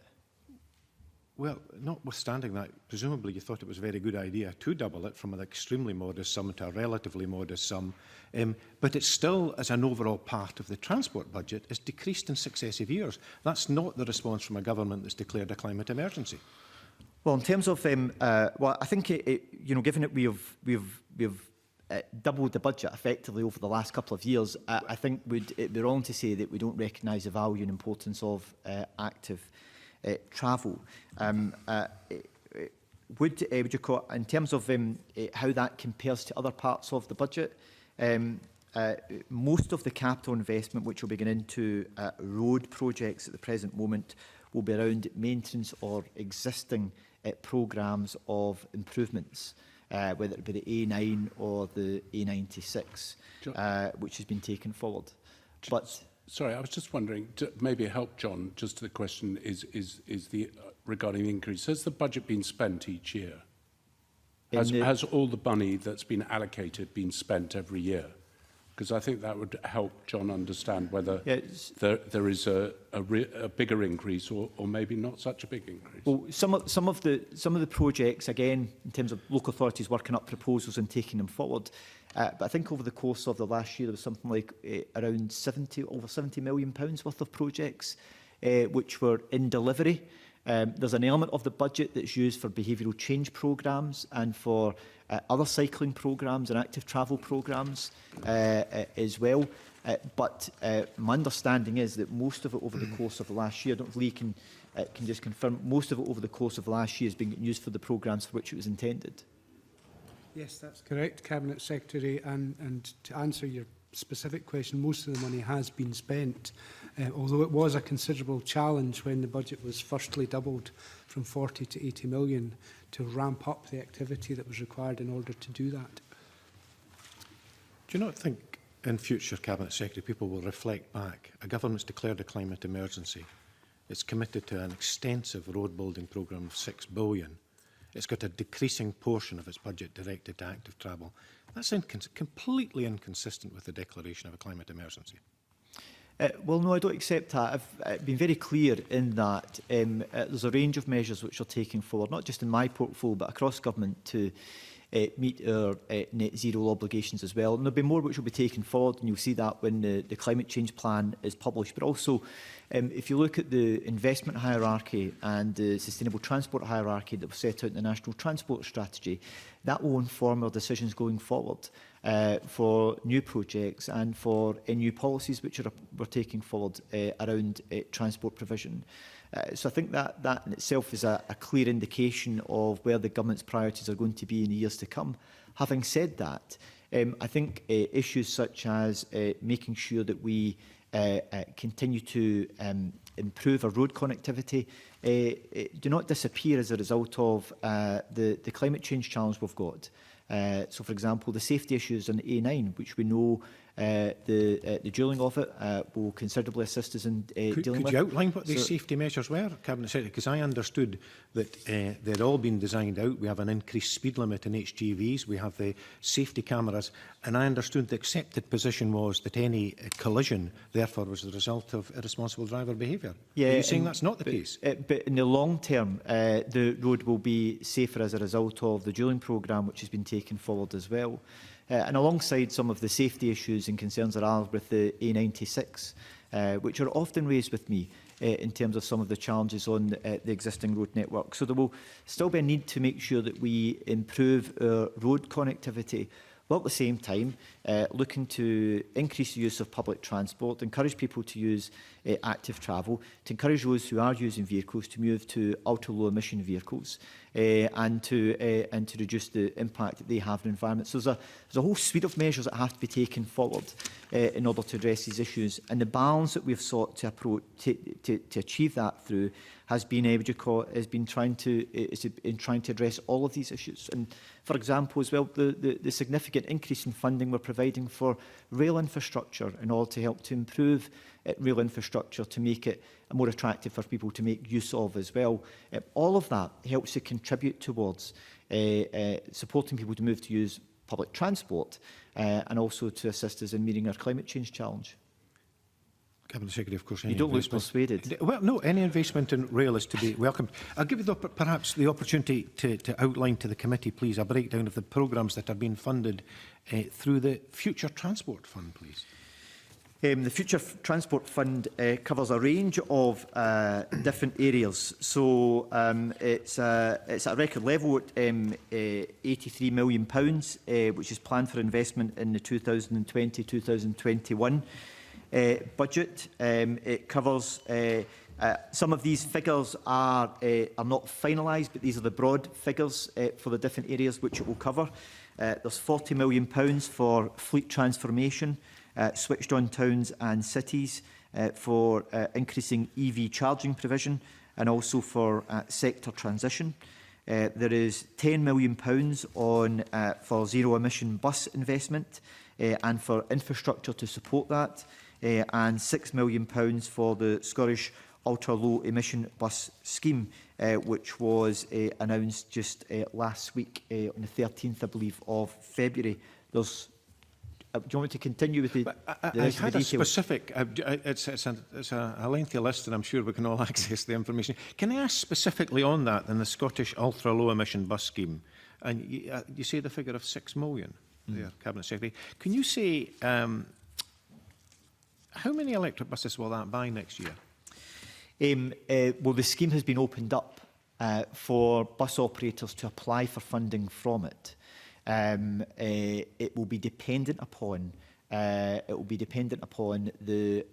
number of bus operators who apply to it, and that will then be dependent upon the number of buses that they're seeking to purchase through the scheme. And what's your impact assessment of that proposal? What sort of figures are we suggesting that will be delivered?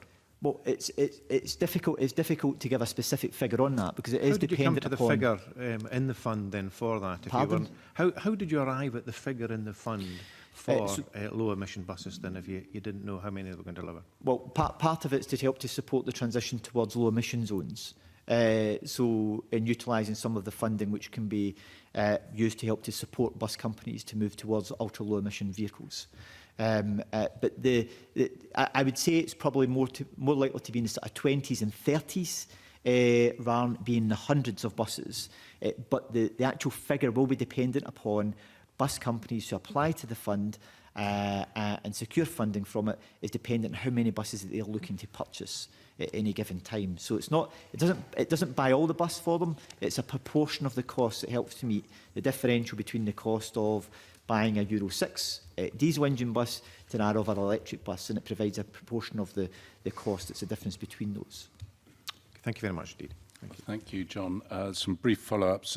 Richard Lyle, very briefly. I think it's got to be said, for all the questions you've been asked in the last hour or so, for all the criticism you face, Cabinet Secretary, do you intend to inform the Scottish public what actually the government subsidise, how much it costs to subsidise our road, our buses, our rail, our ferries? Because people don't know what the government's paying for. They know what they're paying for. But could we tell the public how much we subsidise their travel in this country?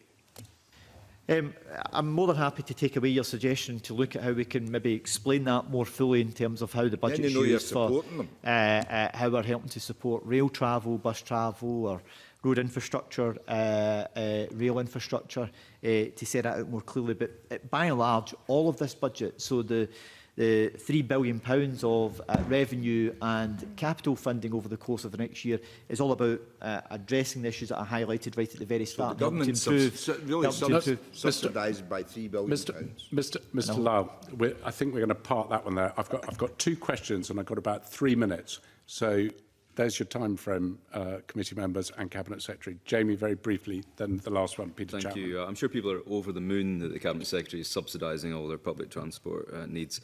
Let me ask, maybe, and you can respond in writing if we don't have time, but there are 2 things that jumped out at me in the budget on transport that are of concern. One is the reduction in budget for regional transport partnerships. It's down quite significantly, and I wonder if you could perhaps explain the reason for that and the effect that might have.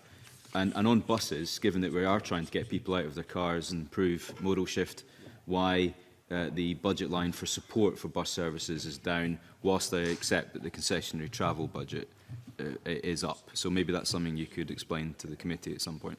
More than happy to come back, Convener, with more specific details, and that would be helpful. Thank you. Yeah. Written responses would be helpful on that point. So the final question from Peter Chapman. Peter. I just want to follow on a wee bit from John Finney and ask a wee bit about the hydrogen bus scheme in Aberdeen. You know, I know that's under pressure financially as well. I mean, is there any thoughts that the Scottish Government can help to keep that hydrogen bus scheme running in Aberdeen?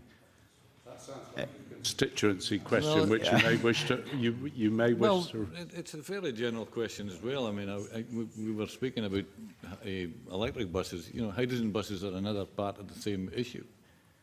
Yeah, the way the ultra low emission bus scheme operates is that it's for the purchasing of new buses. So it's to try and help to support the industry move towards ultra low emission vehicles, and the cost differential between the low emission buses and standard Euro 6 diesel buses is that the fund tries to help to meet some of that differential cost to support them in that transition towards it. So I don't, in fairness, if you want to maybe give me more details about what the specific issue is in Aberdeen, I don't know whether if it's a Scottish Government issue or it's a local government issue, but I'm certainly more than happy to try and give you as helpful a response as I can to that matter. And Mr Chapman, could I suggest you take that constituency point up with the Cabinet Secretary after the committee meeting? I will indeed, and question. I do have the last question. The Low Carbon Transport Loan Fund increases in the budget to £35 million.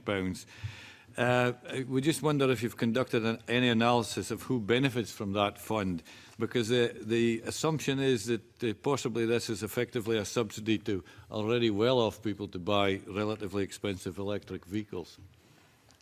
So it's an important scheme to help to support people who are moving towards low-emission vehicles, given that they are more costly than normal combustion engine vehicles. You may be aware, and I do share some of the potential concern that that those in lower incomes may not be able to, even through the security of securing a loan, may not be able to afford an ultra-low emission vehicle. I changed the terms of the scheme last year so that it can now be used for second-hand vehicles. I believe it's the only scheme of its type in the UK now, which allows second-hand vehicles to be purchased through the loan scheme to assist people on lower incomes who may want to secure one of the loans but wish to purchase a second-hand vehicle. We've also taken action, because I'm very clear about the need to make sure we don't leave people behind as this transition takes place. We've also provided around £1 million to social housing providers to allow them to develop electric car clubs, so that they can have a hub of electric cars which can be used by their tenants. Again, so that they can make use of these vehicles at a very low cost as well. I launched that scheme last year in Bridgeton with the Housing Association there to help to again support people in lower incomes who may wish to have access to a vehicle and to a low emission vehicle as well. So I think we need to, I think your point is right, we need to be careful here that we don't allow people to be locked out of this process because of their income group, and to make sure that we arrange these schemes in such a way that help to accommodate them and to meet their needs as well. And that's a couple of examples of actions we've taken in the course of the last year alone to try and make sure that is the case. Okay, thank you. Thank you very much, Cabinet Secretary. And we have come to the end of our questions, so I'd like to thank you and your panel for attending. I'd like to say to the committee I'm going to suspend the meeting till 11:10, so I'd ask you to be back in your seats by then, and therefore I suspend the meeting to allow the panels to change over.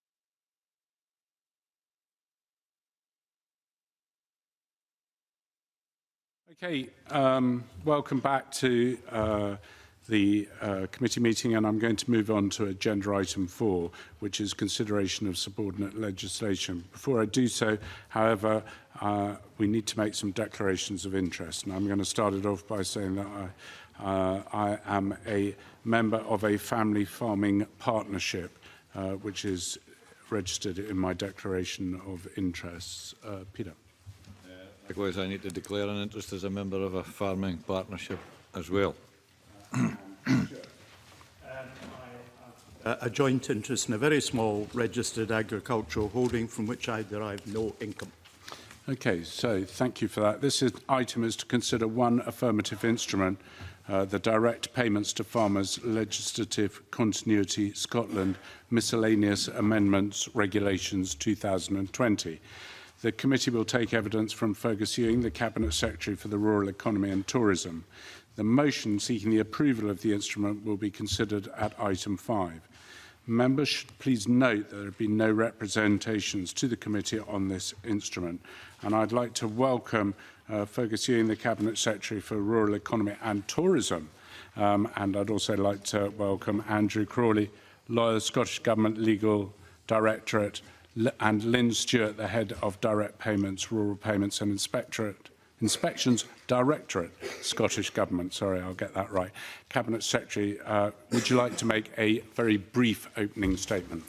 Yes, thank you, Convener. Good morning, everybody. Thanks for considering these regulations today. They were made under the Direct Payments Legislative Continuity Act 2020. The main purpose of the regs is to correct deficiencies in Scottish legislation relating to direct payments. I acknowledge the committee may have concerns about the tight timetable for this instrument.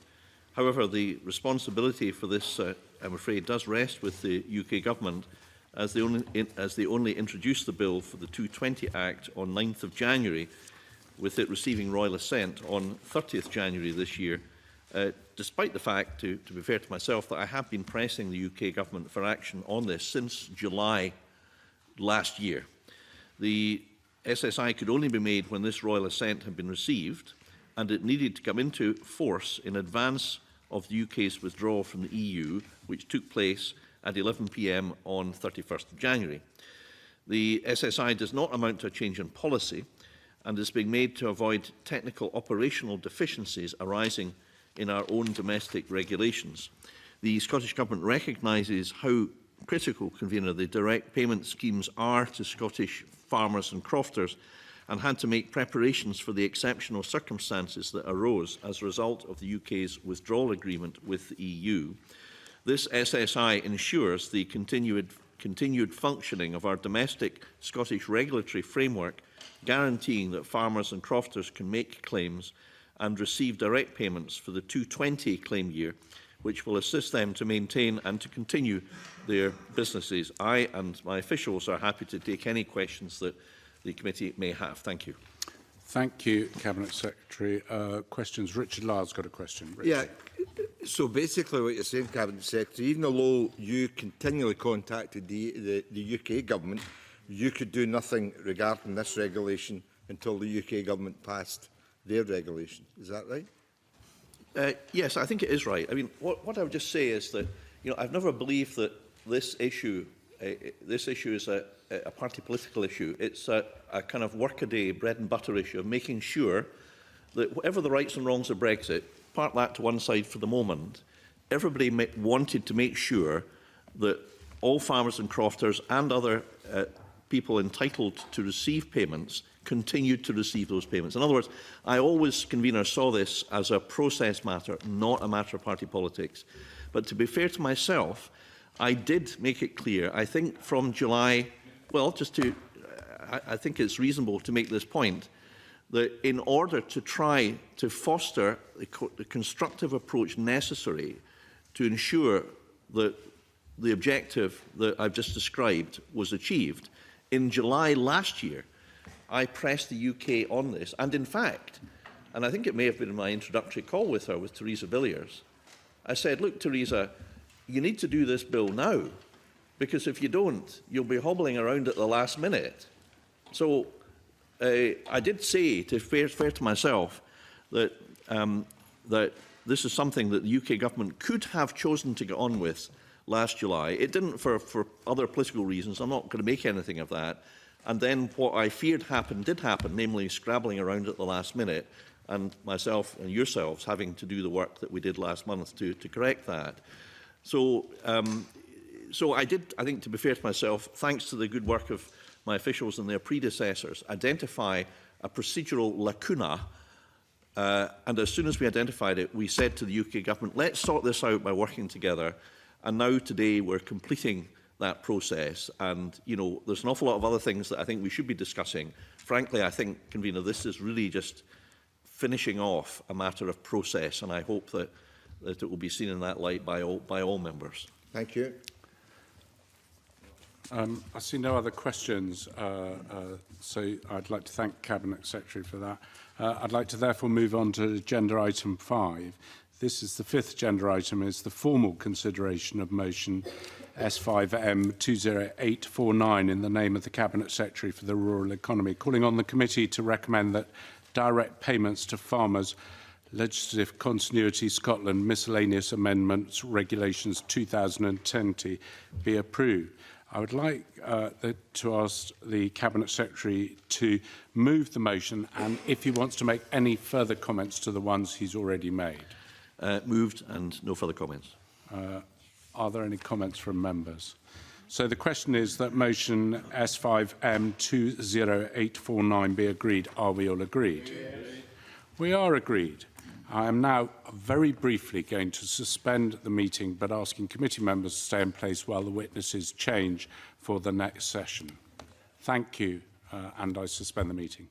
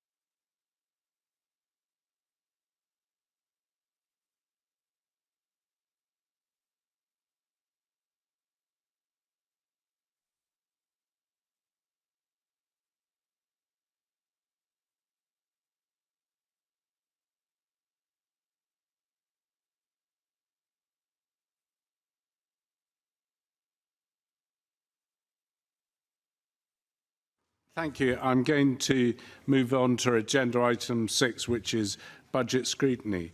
Our next item today is our second session on the Scottish Government's budget for 2020-2021. Sorry, excuse me. We will take evidence from the Cabinet Secretary for Rural Economy and Tourism on issues related to the budget which fall within his rural economy responsibilities. I'd like to welcome the witnesses, Fergus Ewing, the Cabinet Secretary for the Rural Economy and Tourism, Annabel Turpey, the Director of Agriculture and Rural Delivery, Cherie Donnelly, the Head of Finance, Agriculture and Rural Economy, and Richard Rollison, the Deputy Director, Directorate for Economic Development in the Scottish Government. Cabinet Secretary, could I invite you to make a brief opening statement of up to 3 minutes? Thank you. We want to maintain and grow further a prosperous rural economy in Scotland, and this budget seeks to create as much certainty and assurance for our farmers, crofters, foresters and producers, whilst recognising their ability to deliver a positive contribution to the climate emergency. But setting this budget has been made very challenging because of the decision by the UK Government to delay announcing its budget. It's even more challenging because of the uncertainty that comes with leaving the EU around both future funding and lack of clarity on future trade arrangements, and just this morning, alarming news about a lack of ability to employ people in the rural economy. All this presents real and present concerns for our farmers and crofters and producers who may face a loss of markets and or excessive tariffs. This budget is focused on providing as much stability as possible and to support our rural businesses and communities to play their key part in transitioning to a net zero future. The total capital spend has increased by 67.5 million. Resource spending has increased by 81.6 million. Scotland planted 11,200 hectares of new woodland last year. Building on this achievement, this budget sees significant increases in forestry of 5.8 million to support tree planting and investment of £40 million in a new agricultural transformation programme. Our rural enterprise agencies play a key part in delivering a strong, inclusive, low-carbon economy in rural Scotland. That's why we've provided £28 million to deliver the new South of Scotland enterprise and £58 million for Highlands and Islands enterprise to support rural businesses and communities and to unlock economic opportunities across the region. We will invest £6.6 million in our world-class food and drink sector. We want to protect our reputation for high welfare and environmental standards, and we'll do that by spending £22 million on animal welfare and food safety. In conclusion, in real terms, this is an increased budget for the rural economy. I believe the clear focus and support for rural Scotland, alongside programmes that will allow the transition to a low-carbon future, strike the right balance in a difficult financial year and will result in strong and vibrant rural communities. Thank you. Thank you very much, Cabinet Secretary. The first questions are from Richard Lyle. Richard. Yeah, good morning, Cabinet Secretary. Can I say many other parties have complimented you on your new role. Can I, on behalf of the party you and I are in, compliment you? You are well respected and I welcome you to that new role. Can you explain how the evidence and information in the National Performance Framework influences your budget plans, and has the National Performance Framework ever caused you to make any specific changes to these, and if so, can you give examples? Well, thank you for your kind and unexpected remarks, and it's a great privilege. A great privilege to be the Tourism Minister once again and to be a tourism voice in Cabinet, and we have a great tourism sector in Scotland with terrific people who are involved with it. So I look forward to that. In response to the question, yes, the budget chapter does kind of summarise the primary and secondary national outcomes. It does that in the narrative section right at the start. It talks about the need to promote well-being, for example, the need to address climate change, and I think this budget really does that in a way that no previous budget has done. And I'm particularly pleased to be making a major contribution from the rural economy towards tackling climate change. The reason why Chris Stark, who used to be civil servant in the Scottish Government but now Chief Executive of CCC, said that we can achieve the target 5 years ahead of England is precisely because we've got the landmass asset where we are either primary or even monopoly providers of some of the carbon sequestration solutions. So I'm very pleased that the £40 million Agricultural Modernisation Fund, which I was able to announce at the NFUS annual conference on the 7th of February, will play a part in that, as will other measures such as Rosanna Cunningham's peatland restoration commitment, which has been, I think, also groundbreaking. Overall, I think that we are contributing to the National Performance Framework at a high level influences, and we're very happy to address any further questions from members on that if they wish, but I'll maybe just park there because I want to be very brief today. Yeah, I have one more. How's the spend allocated within the rural economy portfolio monitored against the national outcomes related to this portfolio, including communities, economy, environment, health, fair work and business? Some may not be in your sphere. Is the 40% cut from the technical assistance budget affecting the Scottish Government's ability to monitor the outcomes of the Scottish Rural Development Programme? Well, the National Performance Framework has indicators, and we're obliged to with an independent nature to them, state whether the status is improving, maintaining or worsening. That's the way these indicators work, and it's published as soon as data becomes available.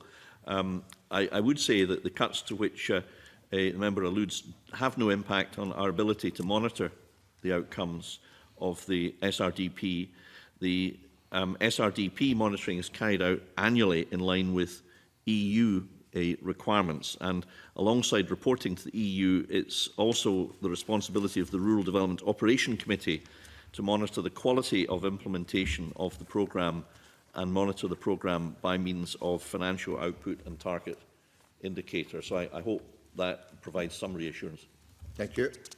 Next question is from John Finney. John. Thank you, Convener. Good morning, Cabinet Secretary and panel. Cabinet Secretary, there's a number of questions. I have the first one that will relate to Scotland's Economic Action Plan that fall within the committee's remit, and particularly with regard to Highlands and Islands Enterprise. High are facing real terms reduction of 6.5% to their total budget and a 15% real terms cut to the resource budget. Now, given that one of the headline actions of that Scottish Economic Action Plan is to provide significant funding to this body, why has the budget been reduced?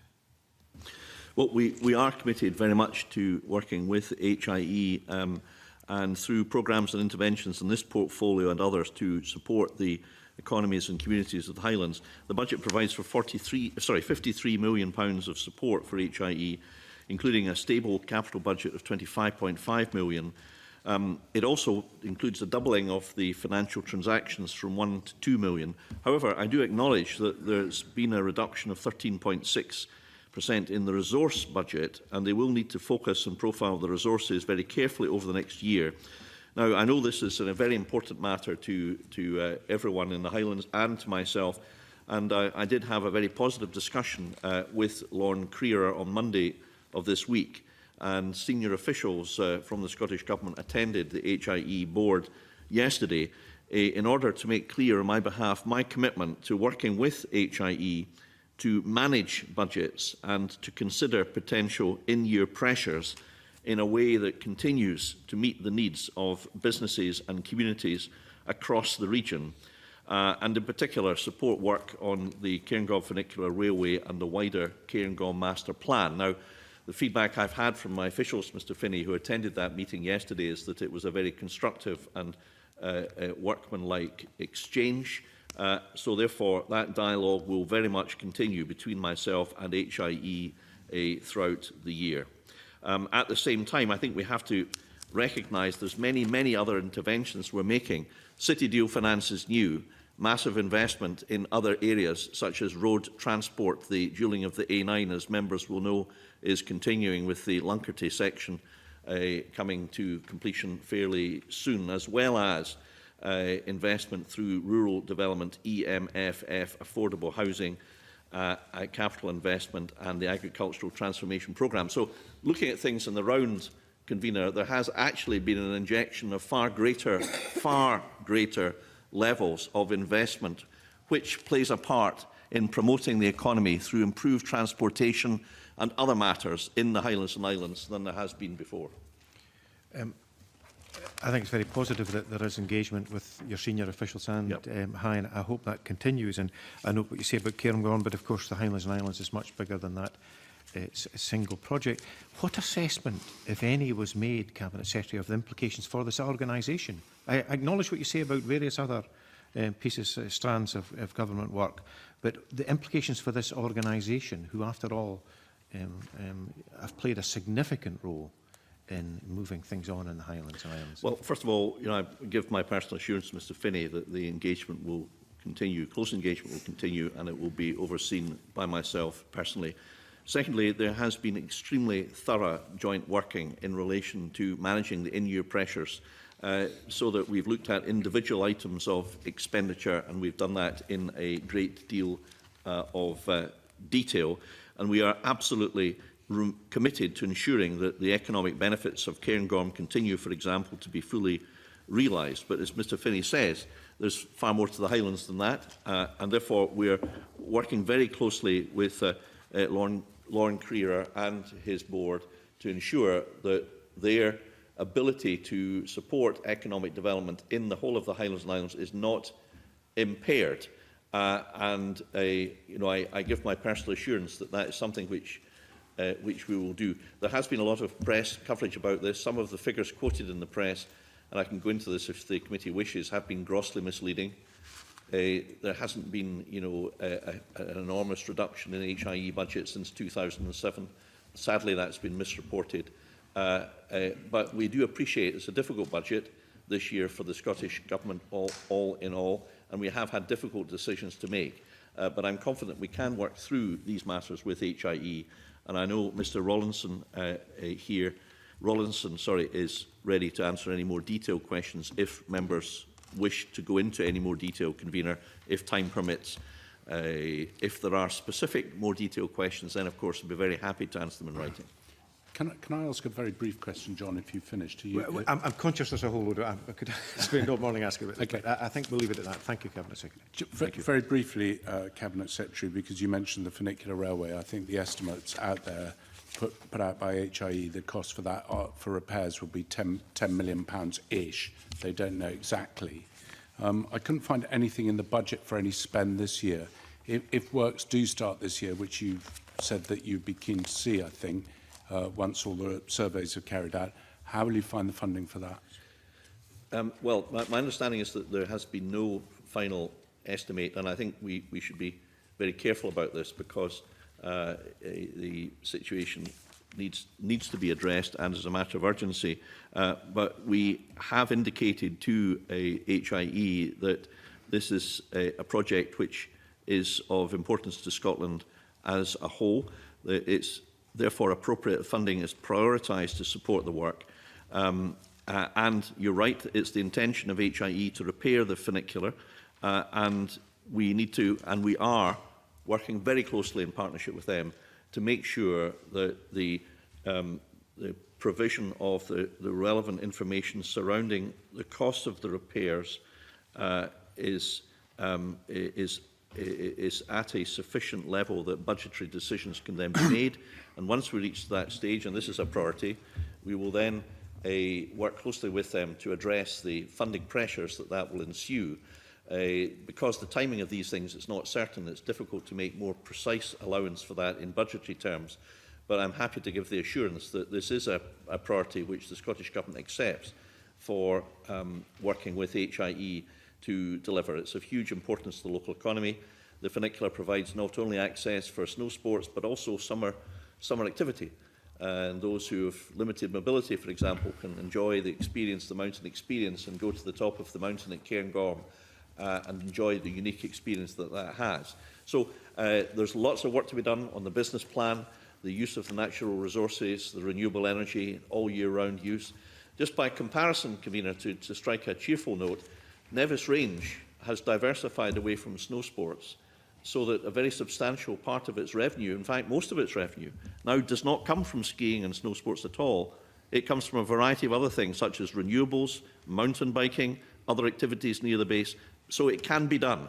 And I think locally there's very much a desire to be positive about this, and that's certainly how I'm approaching it. Now, I know Mr Rawlinson has got a lot more information here, but I know we're short of time. In the tightness of time, I think I'd like to move on to, and it could drift into a constituency question, which I'd have to criticise myself for. So I'll go to Colin Smith with his next question. Thanks very much, Convener. And Cabinet Secretary, very much related to the Highlands and Isles Enterprise budget because the per capita funding is the same as obviously the budget for the South of Scotland Enterprise Agency. When this committee were scrutinising the bill, the financial memorandum for the South of Scotland Enterprise Bill anticipated that the budget would be £32 million for 2020-21. The actual budget is around £28 million. So what is the reason for the more than £4 million shortfall, and what was the projected budget? Well, there has not been a reduction at all. There has effectively been a doubling of the money for the South of Scotland. First of all, between 2019 and 2021, we have increased our overall funding commitment to support the South of Scotland economy from 13 million to 28 million. Secondly, the figure to which Mr Smith alludes was that contained within the financial memorandum of the South of Scotland Enterprise Bill. These figures were clearly stated as illustrative, and they were based on the HIE spend profile at that time. Now, that time, the spend profile included a high element of non-cash budget, which has since reduced, and non-cash items are technical accounting adjustments, such as appreciation. So in real terms, Convener, looking at it from the point of view of the historic funding provided over this financial year and part of 2018-19, to the South of Scotland Economic Partnership, the budget has risen effectively from 18 to 28 million. In addition to that, the Borderlands deal provides 85 million from the Scottish Government and only 65 million from the UK. And the UK, incidentally, is supplying 200 million for the English part of the Borderlands deal. So there is a £20 million lower contribution from the Borderlands deal from the UK Government, 65 million, as opposed to 85 million from the Scottish Government. I'd be very grateful for members' support of my representations that this is unfair to Scotland and the UK should at least match the Scottish Government's contribution of 85 million instead of a reduction of a niggardly 20 million less to the south of Scotland. And I hope that can be something that all parties, including the Secretary of State for Scotland, who has his constituency in this part of Scotland, will agree that it's wrong that his part of Scotland should be shortchanged in this way. The failure on the Borderlands Agreement is something you're not going to get me to disagree with, but I'm not here to have an argument over which government is cutting spending most by what they promised. But the reality is, Cabinet Secretary, there are 2 points that the South of Scotland Economic Partnership is a very different body from the South of Scotland Enterprise Agency. The partnership brings existing bodies together with their own staffing, with their own resources at the table. The South of Scotland Enterprise Agency is a new agency. It starts on the 1st of April. Your officials were very clear when they gave evidence to this committee that the projection of the budget for that agency would be up to £42 million after the initial interim period. The financial memorandum was clear. It was £32 million. All the evidence given to this committee was that would be the projection for the budget. And what I would like to know is why, what decision has government taken that believes that Highlands and Islands Enterprise and South of Scotland Enterprise need less money than you thought it would need this time last year? Well, I'm afraid that I just completely disagree with Mr Smith's analysis. I've already stated that the figures in the financial memorandum were stated as being indicative and illustrative. That's almost always the case, incidentally, a convener. But moreover, the comparator was based on an HIE figure which included high non-cash budget items such as depreciation. So the difference between the two entirely relates to a reduction in non-cash accounting items. However, I would have thought it's good news that we're going from a budget of 13.2 million for SOCEP this year to a budget of 28 million this year. We're doubling the money. I would have thought even the Labour Party would accept that that's a pretty good outcome for the south of Scotland. And I'm astonished that this line of questioning should be pursued in such a way. But, that's obviously each member is entitled to pursue whatever arguments they think may have any validity. Well, obviously, Cabinet Secretary, I'm astonished that you think the financial memorandum is clearly worthless because that were the figures that you put on the table in the first place. Now, I would ask you one more time, what is the basis of the decision to reduce funding? We talk about that the high budget has increased significantly. It would have been somewhere in the region of £130 million had it risen each year since 2007 based on inflation, but there has been a systematic reduction in that. And the concern that people in the south of Scotland will clearly have is that are you intending to have further reductions in the high budget? Because if you are, that means that we will never get to the £42 million figure that your officials were given to this committee when talking about the anticipated budget for the South of Scotland Enterprise Agency. Well, again, I'm afraid I respectfully disagree with Mr Smith. And he did point out in a press release that the budget for HIE was very high in 2007. What he failed to point out, in 2007, there wasn't the Business Gateway. SDS funding was entirely different. The nature of supporting economic development has substantially changed since 2007. So you're simply comparing apples with pears. Regarding the financial memorandum, I've clearly indicated why it is that the budget is 28 million. And of course, the basis which I set out and confirmed in oral evidence when the South of Scotland Bill went through was very simple, that the principal, convener, that we're applying here is that there should be broad parity between funding of the HIE and South of Scotland pro rata per head of population. That was the principle, and we're endeavouring to put that principle into practice, but recognising, of course, that we have to scale up South of Scotland Enterprise by recruiting staff. We're in the course of doing that, taking on offices, taking on staff. That process is ongoing. We've got interim chief executive, we have a chair, we're moving to appoint a board, we're moving to appoint staff. All of this work is going on, but it will take time. New bodies need to walk before they can run. I think everybody will recognise that. But the commitment to double the money for South of Scotland is one, frankly, I would hope that everybody would welcome. A different organisation.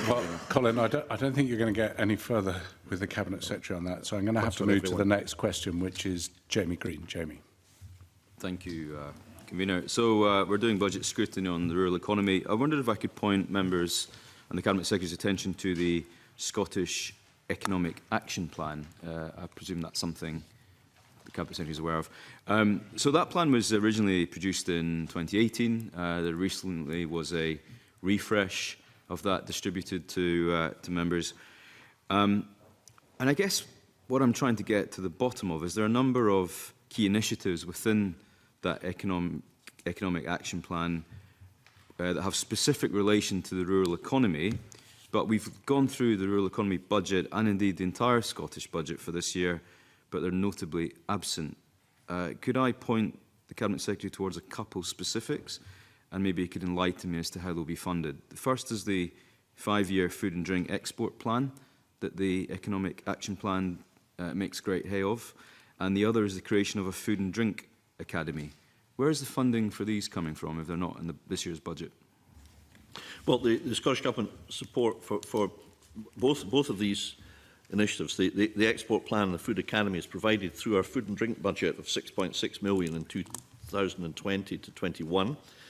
The 5-year export plan, which we invest £500,000 per annum, is, I should say, Convener, a jointly funded programme with SDI and the industry. And in the main, it supports the provision of 15 in-market specialists across the world. I've met almost all the 15. I have to say they do a terrific job for Scotland. They're salespeople selling Scotland's food and drink, and I've met them several occasions, and they are returning very large amounts of business, extra business, for major Scottish food and drink producers, and that's a great thing. So, so I think perhaps the reason Mr Green and other members may ask this question, perfectly reasonable question, is that this component is a joint exercise, Convener, with SDI, who of course have an export ambition, and therefore they recognise that food and drink is perhaps really in the vanguard of exports, particularly with the success of Scottish whisky, at least until the recent Trumpian tariffs that unilaterally imposed. But the Food and Drink Academy is also a new programme that will be taken forward this year in partnership with industry. But the principle of that programme is to provide intensive support and collaboration to around 50 businesses with high growth potential. So I think that's also another very exciting programme. There's a lot more I can say, Convener, but as I always like to be brief, I'll just park there. And I'm welcome your brevity, Jamie. Thank you, and thanks for clarifying that. So I guess what you're saying is that we don't need to look for a line in the rural economy budget for this because it will be funded through the SDI line. And apologies, I haven't had time to go through and find that line and see whether that's up, down or flat. No, fair enough. It's a collaborative effort. Yeah, and obviously industry will play its part in that growth as well. The Food and Drink Academy, you have clarified, though, will come from your budget, just to check? The funding of the creation of that will come from your budget? Well, I can go away and just check whether, sure, because we are in partnership with SDI, we did an overall deal. I was keen to press them, frankly, to make a sizable contribution to food and drink from their budget line, which from memory I think is 20 million. Okay. So we've got a fairly sizable chunk of that after a bit of internal discussion. I'm sure you're forward to the clarity on where to find your proportion. I'm sure you're more than capable than arguing your case there for your element of that. But there's also another part of the Scottish Economic Action Plan that I think is relevant to the rural economy, and that's the £110 million in grant support for business R&D. Yeah. And I wondered in this 2021 budget that we're looking at today, if there is a line in it for that, and if rural businesses will be able to access that and how. Well, the the 2017 programme for government, we did set a target to double the business spend on R&D from 870 to 1.75 billion, and that, of course, is across the whole of government between that year and 2025. And to support that, we committed an extra 15 million on top of the 22 million already provided by Scottish Enterprise to support business expenditure on R&D. And the £110 million that's referred to stated covers the 3 years from 2018 to 2021. So the additional 15 million R&D is a national programme available to businesses across Scotland, and the baseline 22 is part of the SE budget, not my budget, but our rural enterprise agencies will obviously support these activities. And following on from that, the Scottish Government also stated that it will develop a global climate emergency skills action plan.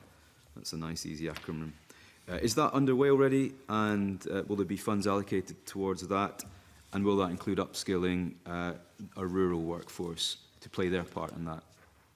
I think this will be published in September this year, and I believe SDS will be, Skills Development Scotland will be funding that, and the initial plan focus will be on those critical sectors identified in the 2019 programme for government, and that one of the sectors obviously is agriculture, land-based skills action plan. So I think the answer is yes, that we will be looking to play our part as is correct, along with oil and gas, construction, hydrogen manufacturing, and a comprehensive plan to tackle climate change. And I guess just to sort of summarise, the sort of theme of my line of questioning is how confident are you that the budget that you've been allocated for the rural economy will help the government meet the objectives set out in the Scottish Economic Action Plan that it produced? Do you feel that you've been allocated enough resource and indeed finance to be able to play your part in helping meet those objectives? Yes, broadly speaking, I am, and it is a difficult budget for reasons I won't repeat, but broadly I am. Thank you. Emma Harper, you've got the next question, Emma. Thank you, Convener. Good morning, Cabinet Secretary and panel. The rural, the skills required for our rural area are, I guess some of the issues are now raised this morning with Scott Walker and both Andrew McCormick talking about the UK immigration changes to be made for our employees in our rural area. Our rural skills depend on EU citizens to work on our farms and our crofts and in our rural area. So I'm wondering what the Cabinet Secretary thinks about Scott Walker's comments when he tweeted this morning that the proposed new immigration system will not deliver the skilled staff needed for farm and food and drink industries. We need a system that recognises the different regional requirements across the UK. Scotland-specific work permits would do that. So I'm interested in your thoughts, even when Andrew McCormick, the president of the NFU, says he's disappointed, or it was disappointing, the announcement from the UK this morning. Our rural economy depends on our skilled EU citizens, doesn't it? Answer that. You mentioned it in your opening statement, and it is skills. We are looking specifically at the budget, but I know you want to answer that question, so I will give you some leeway, but could I ask you to be as brief as possible on that, Cabinet Secretary, please? Well, I think Scott Walker and Andrew McCormick spoke very well, and I thoroughly endorse what they've said on the radio this morning. I heard Andrew speak then and in their press release, and I think this is very, very serious. I did get an email subsequently from a very experienced forestry contractor today who says, who's going to clean the prawns landed in Peterhead? Who's going to clean the hotels and serve the breakfasts? Who will assist in old folks' homes? Who will plant the trees? Who will assist the tree nurseries? Who will work in the slaughterhouses? Who will work in the fish processing factories? I don't know the answer to that because the rules set are, frankly, a ligature around the rural economy. The difficulty, and the reason I said broadly in the previous answer to the previous question is, I'm broadly confident that our action plan can cope with the challenges ahead. But what we can't do is cope with impossible consequences of absurd policies imposed from London on who can be in Scotland, which I think are quite repugnant as Ben McPherson eloquently said in the media over the past 24 hours to most people in Scotland. Okay, thank you. And the reason why I ask that is because we're trying to better understand the skills that rural employers need, and so that we can provide individuals with accessible education and skills, and even upskill and reskill the current workforce, especially if we are going to have challenges finding employees. These actions may require resources, so this is a budget-related question. So how will we fund this upskilling and reskilling and supporting wider education and skill development? Well, I think that the South of Scotland Convention, which met a few weeks back with myself and the DFM and other ministers, addressed this with the colleges, universities in the South of Scotland.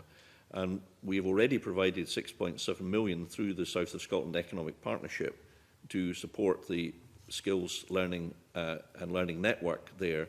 And I think there's much more that we can do building on that good work in the South of Scotland, working with those who are helping young people, equipping with skills in areas like forestry and farming. The Ringlink scheme is a good one, and textiles, the work there. So there's a lot of good work we are doing and will continue to do, and I'm really quite excited about the South of Scotland Enterprise Agency. We are delivering this for the South of Scotland. It will be there. It will have double the budget. It will have committed, enthused people working to regenerate the South of Scotland economy, and it will particularly look to help the skills challenge, and especially for younger people, to allow more of them to stay in the South of Scotland, not necessarily having to leave their native heath to find work elsewhere. Okay, thank you. Thank you. Thank you, Emma. The next questions are from Peter Chapman. Peter. Yeah, sorry, I missed a place there a wee bit. Convener, is that right? Have I missed a place? I have missed a place. Yeah. Indeed. I was just seeing if you were following.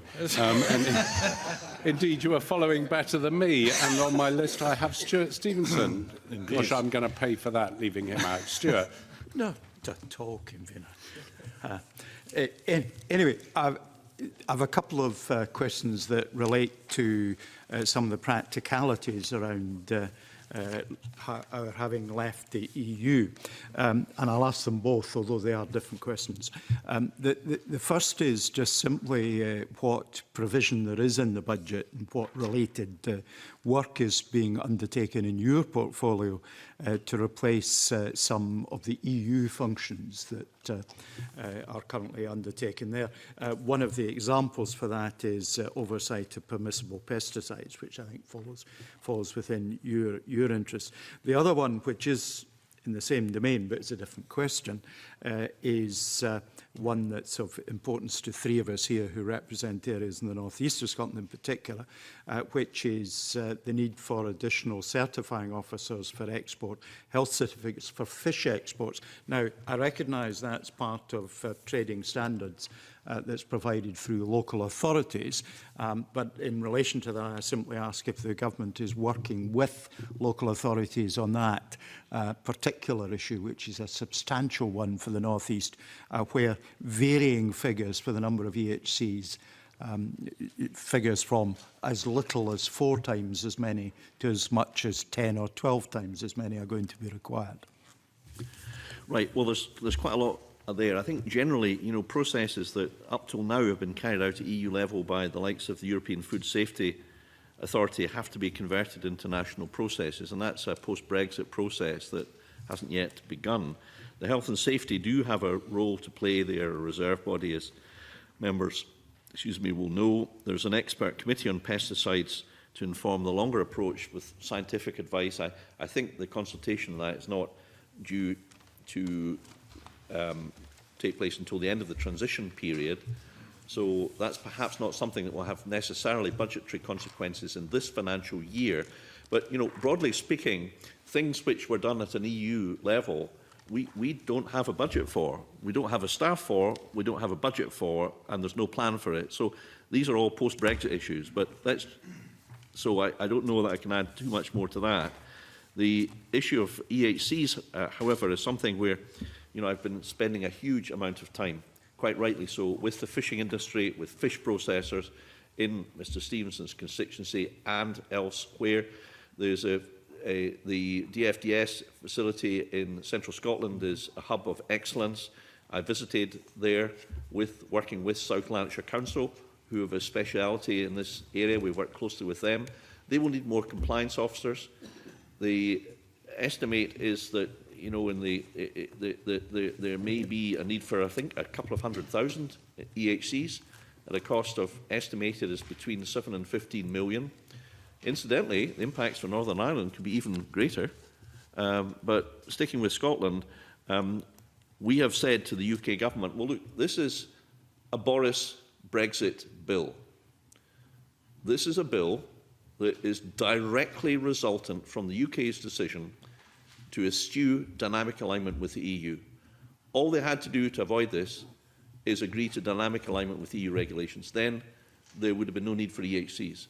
Because they don't do that, because they want a different type of model of regulatory regime, this cost will arise. So on Monday of this week, I asked the new Secretary of State, George Eustace, congratulating his appointment, whether the UK government would pick up the tab for a Boris Brexit bill. Answer is no, business will have to pick up Boris's Brexit bill. And this is just the first, I suspect, sadly, of many. And not just that, but the sheer extra bureaucratic impost of all these certificates is something that is troubling, as is the issue of delayed delivery of perishable goods to European markets in an extremely sophisticated and just-in-time delivery system. So I'm afraid it is quite a gloomy answer, and I'm seriously worried about the North East economy, about the impact on processors, especially in the shellfish sector as well, and the West Coast and the inshore sector.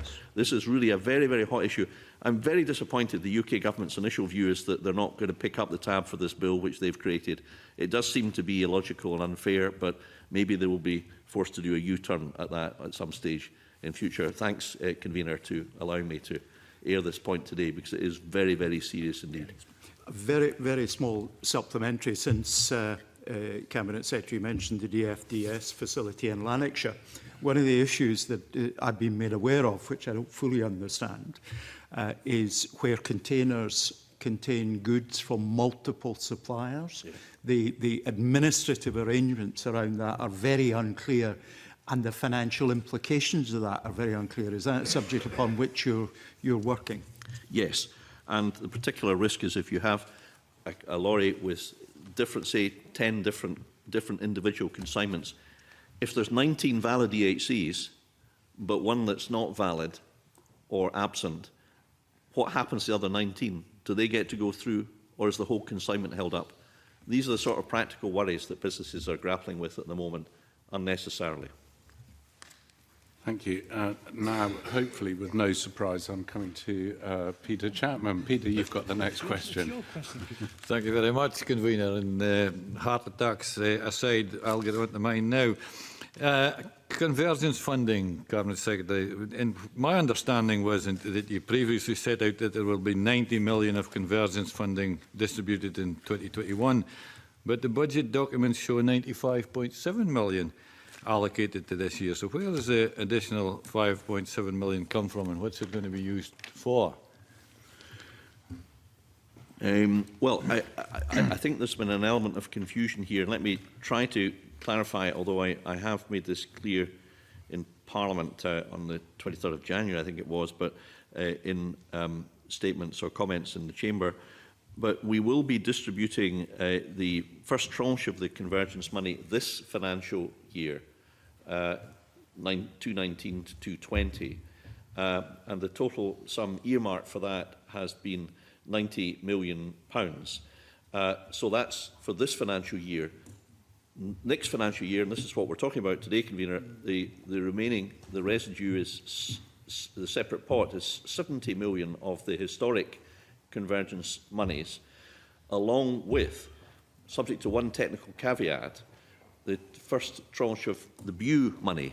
So we've got the historical convergence money of 160 million, 90 million this year, 70 million in this budget year to 2021 we're considering, Alongside that, the additional money that Lord Bew recommended should be applied to Scotland of £25.7 million, and then a further £25.7 million in subsequent years. So I just, it's easy to be slightly confused about this. I hope that that sets the overall position accurately. I'm just looking at officials just to make sure that I've done that. I think I have. And just the last thing I would say is that,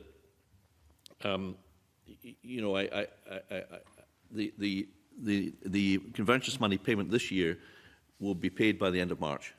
And I just wanted to stress that all of recipients, including perhaps some present, will happily receive their payment before the end of this financial year, the first payment. And that I think might help them, for example, make investments in climate change steps, for example. And I just recommend that they do so. And they are free to take access to our Agricultural Modernisation Fund of £40 million. And therefore, it's good again to have the opportunity to make these constructive points this morning, Convener. Thank you, Cabinet Secretary. Peter. You mentioned the BEW funding, Cabinet Secretary. I mean, have you identified how that money is possibly going to be utilised going forward? Well, no decision has been made as to that matter. I don't want to be picky, but there is one technical caveat I alluded to. That is that the letter from the Chief Secretary to the Treasury, who is now the Chancellor of the Exchequer, that we got confirming our allocation of funding did not specifically reaffirm the UK's government commitment to the £25.7 million, nor indeed the second tranche of historic convergence money. We have made allowance for receipt of this in our budget plans because of the pre-existing commitment from the Prime Minister, given in a statement to House of Commons. But we do need to get, I'm not making a political point here, we just need to get the confirmation of that, which hopefully will come in the UK budget whenever that is. Following on, you've also announced that the convergence funding will be used to fill the £22 million hole in the Belfast budget, provide additional resource of £15 million for voluntary coupled support schemes, and to support farmers in Region 2 and 3 with an additional £10 million on top of additional direct payments distributed to every farmer, but capped at £55,000 per recipient. And does this account for the full £90 million of previously announced convergence funding?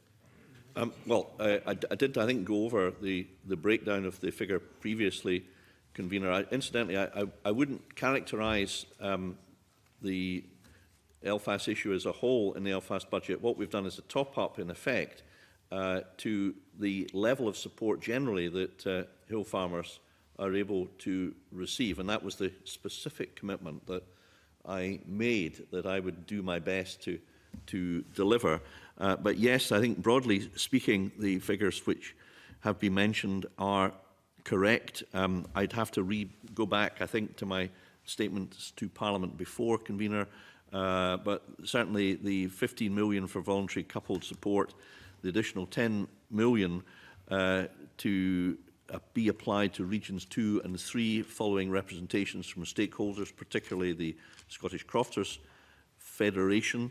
And therefore, I'm very pleased that, we're able to make the payment very swiftly and before the end of this financial year. And the intention, of course, is that the second historic convergence money tranche of £70 million will be applied next financial year. And I just reiterate that this money is ring-fenced for the farmers and crofters for whom it's entitled. And I just take the opportunity to reiterate that, that important assurance. And of course, I'm sure we will come back to further analysis of this, and we will, of course, keep the REC fully informed. Okay, thank you. Secretary, the next question is from Angus MacDonald. Angus. Thanks, Convener. Turning to agricultural business development and advice, particularly with regard to SRDP schemes. The Level 4 budget figures indicate that business development resource and business development capital have reduced by 14.3% and 8.7% respectively in cash terms. So in total, this amounts to a £2.1 million reduction. So I think we need some clarity on which SRDP schemes are included in the budget line. So can I ask you, Cabinet Secretary, exactly that, which SRDP schemes are included within the business development resource and business development capital budget lines, and which schemes have had their budgets reduced? Well, the schemes involved include the small farmers grants, and that's a kind of non-crofting counties equivalent to CAGs, the Farm Advisory Service, new entrants, Knowledge Transfer and Innovation Fund, and these are covered by the Business Development Resource. The new entrants, a crofting agricultural grant scheme, food processing, marketing and cooperation are covered by Business Development Capital.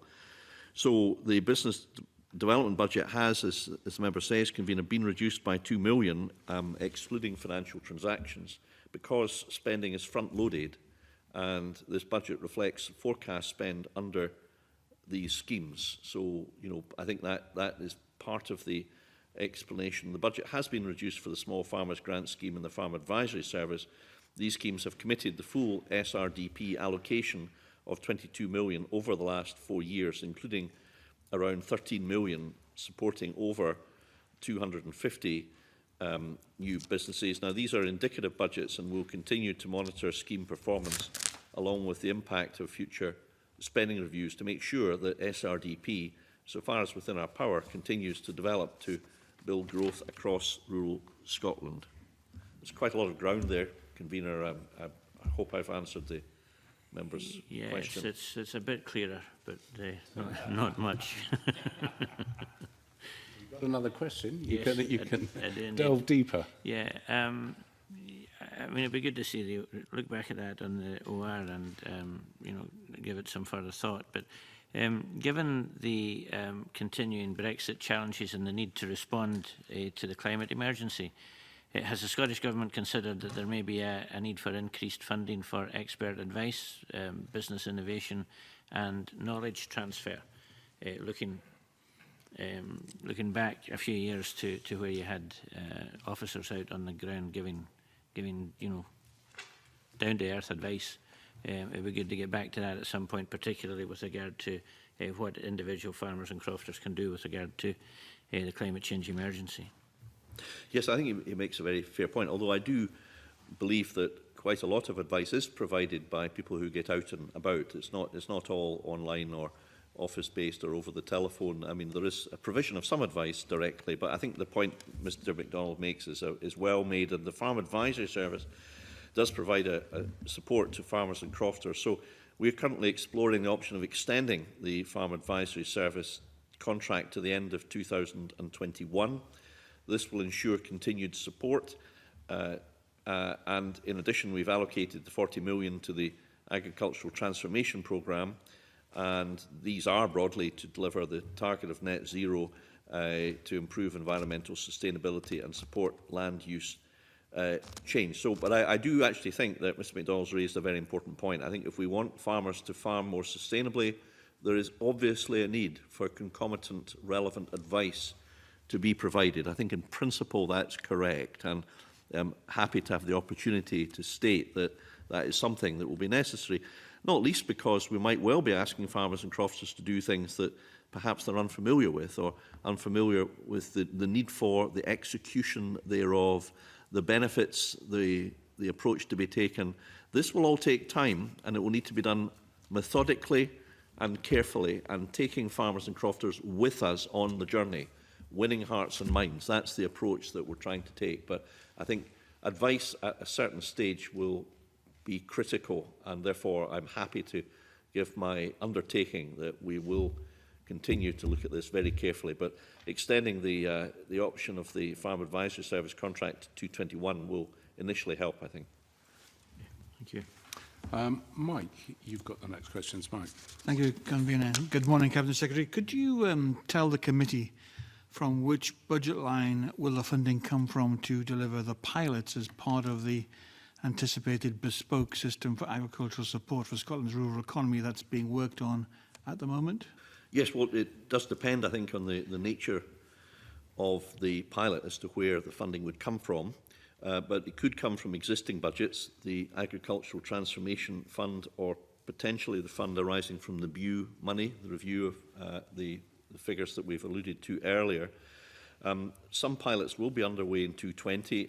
SNH are piloting an outcomes-based approach to agri-environment support.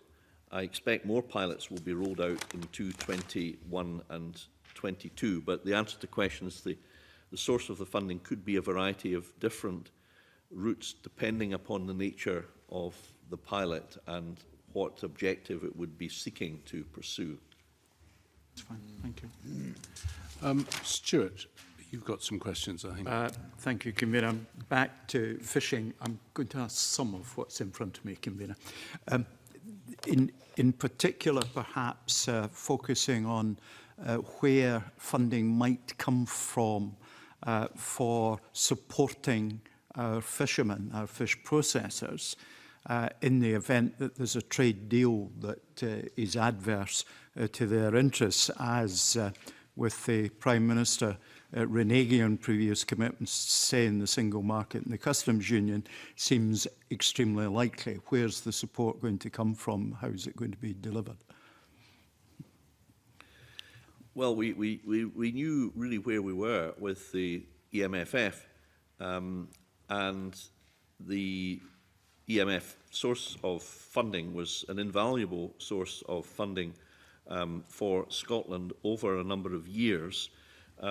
The replacement of the EMFF and indeed other Pillar 2 funding, other funding areas funded formerly by the EU, was in principle to be replaced by something called the Shared Prosperity Fund.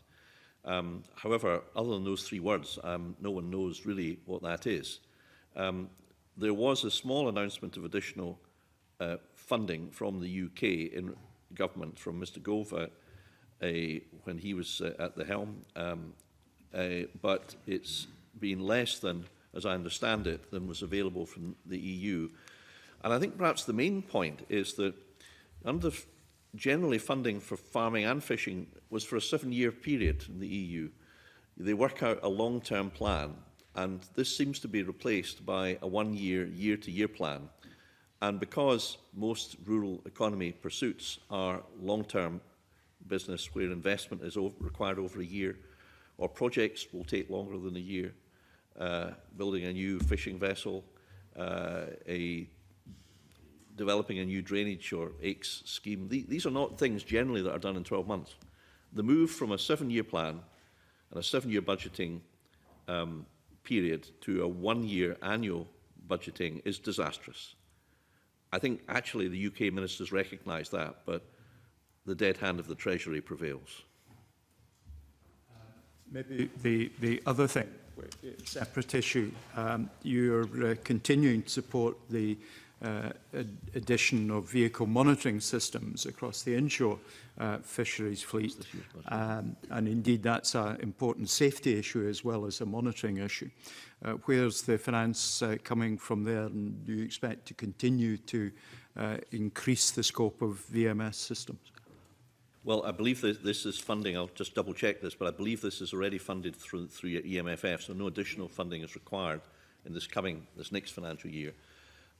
And with permission of the Business Bureau, I hope to give some more details of that next week in a statement, if that's something that Parliament agrees in inshore fisheries matters, because this will be a transformational benefit for safety, for traceability, for sustainability. It really will. I'm very excited about it, and we're making good headway, but I'm hoping to share some more information about that fairly shortly if I have the opportunity to do so in Parliament. Thank you, Cabinet Secretary. Peter, yours the next question. A very specific question, Cabinet Secretary. You're aware of the Maritime College in Peterhead, I am sure, and the role it plays in training fishermen and skippers and in promoting safety at sea. There's an issue with funding there as well. Can you throw any light on the continued funding for that college and for funding to help to train these fishermen going forward? No. Well, I'm very happy to look into that if the member wishes to write to me. I suspect if it might involve my colleagues, but I'm very happy to look at the individual issues, and I would be very keen to see the good work that is done continue, obviously, because it's very important for the sector. Okay, we'll leave it there. And again, another swift constituency question there, Mr. Chapman. Indeed. Well, and you will encourage others, no doubt. John Finney, yours is the next question. John. Yeah, thank you very much indeed. Cabinet Secretary, the Climate Emergency Response Group recommended that 100 million be allocated for support for agriculture to transition to net zero emissions. Now, the budget only allocates 40 million to Agricultural Transition Fund. Can you clarify why that is, please? Well, yes, I hope that I can. We've obviously are allocated money on an annual basis, not a multi-annual one, so we do have to work within those confines. Having said that, I was able to make a strong case for the agricultural modernisation transformation programme, and the £40 million announced on the 7th of February is a very substantial contribution, I think, that will allow particularly farmers, crofters, but rural land managers as well, to help sustain, to farm more sustainably. What I'd also point out is that, you know, we're not doing nothing at the moment. As Mr. Finney well knows, we are investing heavily in forestry, with the target being smashed last year, in peatland restoration, in on-farm renewables, in better slurry and manure management, in improved grassland management. And, you know, I think I could point out that in terms of the existing funding, there is actually around about a total of the third of the total Pillar 1 and 2 funding is attributable primarily or solely to green or environmental schemes like AICS, like forestry. Livestock farming supports permanent grassland. So support to farmers and LFAS or basic payments helps to contribute to good sustainable practice. The point I'm making is that across the total funding of, you know, in excess of 500 million, a good chunk of that, I would say around about a third, is already, more than 100 million if you like, is already attributable to the environment. But I don't think perhaps there's a focus on it, and I think it's perhaps acknowledged that in areas like the greening component of Pillar 1, that more work could be done to ensure that the outcomes are actually delivering the ones that we want. And lastly, I would say I'm very pleased that we've just announced today the good news that 34 million will be invested in a new new agri-environment climate scheme applicants who were successful in the 2019 application round. So I'm very pleased again to be the bearer of good news. Cabinet Secretary, yes, I readily acknowledge we weren't starting off from a baseline of nothing happening. Yep. There was a lot taking place in any case. But specifically with regard to this fund and the Agriculture Transformation Fund, do you envisage that there will be additional funds forthcoming in future years? And could you maybe outline what you would envisage the interventions being spent on? Yeah. And grants, loans, or a mixture of both? Could you maybe do a bit something like that? A mixture of grants and loans, spent on a variety of things. We're working on the details at the moment. But I've mentioned some agri-environment, forestry, better slurry management, soil improvements. Plainly, an awful lot of farmers are already doing good things. I mean, I think it's important to avoid the impression that farmers are doing nothing. You know, emissions have been going down for a while. That's a good thing. Lots of good practices are being eschewed. Monitor farms are doing great work, recognise that. Many farmers are doing agri-forestry schemes. Many more want to and will now have the opportunity to do. So the money, incidentally, has to be dealt with this year. So obviously it's a matter of priority that we bring forward details of the scheme reasonably swiftly. It will take several months to devise the appropriate scheme, but I've given some indication of the types of schemes that are mentioned, but I want to make sure we're not delimiting it unnecessarily to be overly prescriptive. I think an element of flexibility in these schemes, perhaps to consider projects of which we're unaware, is something that's always desirable. In other words, to prevent there being an exclusion of schemes that can make a good contribution to low carbon or lower carbon farming. Okay, thank you very much. Thank you. Emma, I'm going to come to you. If I could ask you to be brief, because I don't want to have to cut down the Deputy Convener, because I may pay for that at a later date. So. Sure, I will be really quick. And I agree that we do need to highlight the good work that farmers and crofters are doing to mitigate climate change. We should be highlighting that as a good news story. I will be really brief. The Agricultural Transformation Fund, as John has asked, it's funded by loans. I'm interested, how would the loans be repaid and what would the terms be? And also, how does the Agricultural Transformation Fund align with or even complement the Scottish National Investment Bank? Well, as I understand it, the bank is intended to provide financial assistance for commercial activities, and this would be carried out by a wide range of non-public sector bodies, including businesses, it could be housing associations, universities, social enterprises, third sector bodies. So the bank will have a kind of wider role, but I want to work to ensure that any funding offered through financial transactions via the agricultural programme will not double fund activities. Obviously, that would not be appropriate, nor offer competing products to the Scottish National Investment Bank.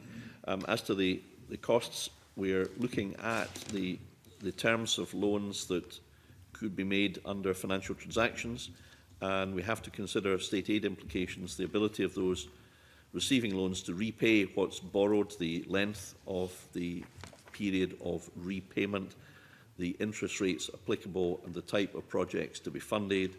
All of these need to be considered and brought forward carefully, as with any other public finance scheme, to make sure that value for money is secured whilst providing the benefit to applicable applicants.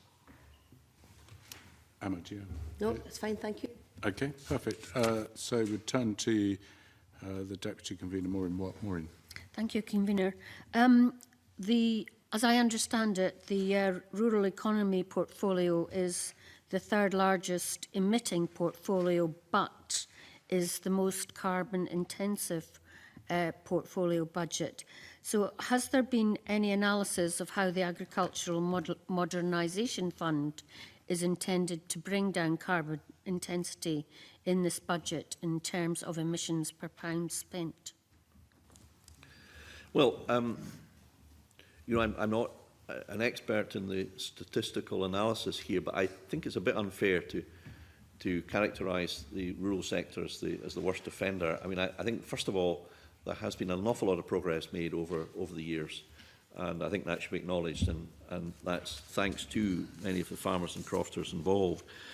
Secondly, yes, the sector is an emitter, but it's also a sequesterer, and therefore, yes, agriculture use is responsible, I'm told, for 9.7 megatons of carbon dioxide equivalent, but this doesn't give the whole picture because there are benefits in respect of carbon sequestration and carbon sink through tree planting, for example, and through peatland restoration, and therefore I think things have to be taken in the round. I guess that's the point I'm making. However, our ambition is to go further, and you know that's one of the reasons why I invited a former NFUS president, Jim Walker, to set up a climate beef group, which met on Monday of this week and is due to report in March, working with bodies such as the WWF, which recently commissioned and produced an independent report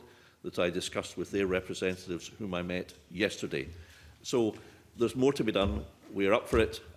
This is really a very green budget. I know Mr Finney's colleagues will be agog with enthusiasm in their desire to make sure that this budget is passed as quickly as possible so that we can get on with it and get things done. I'm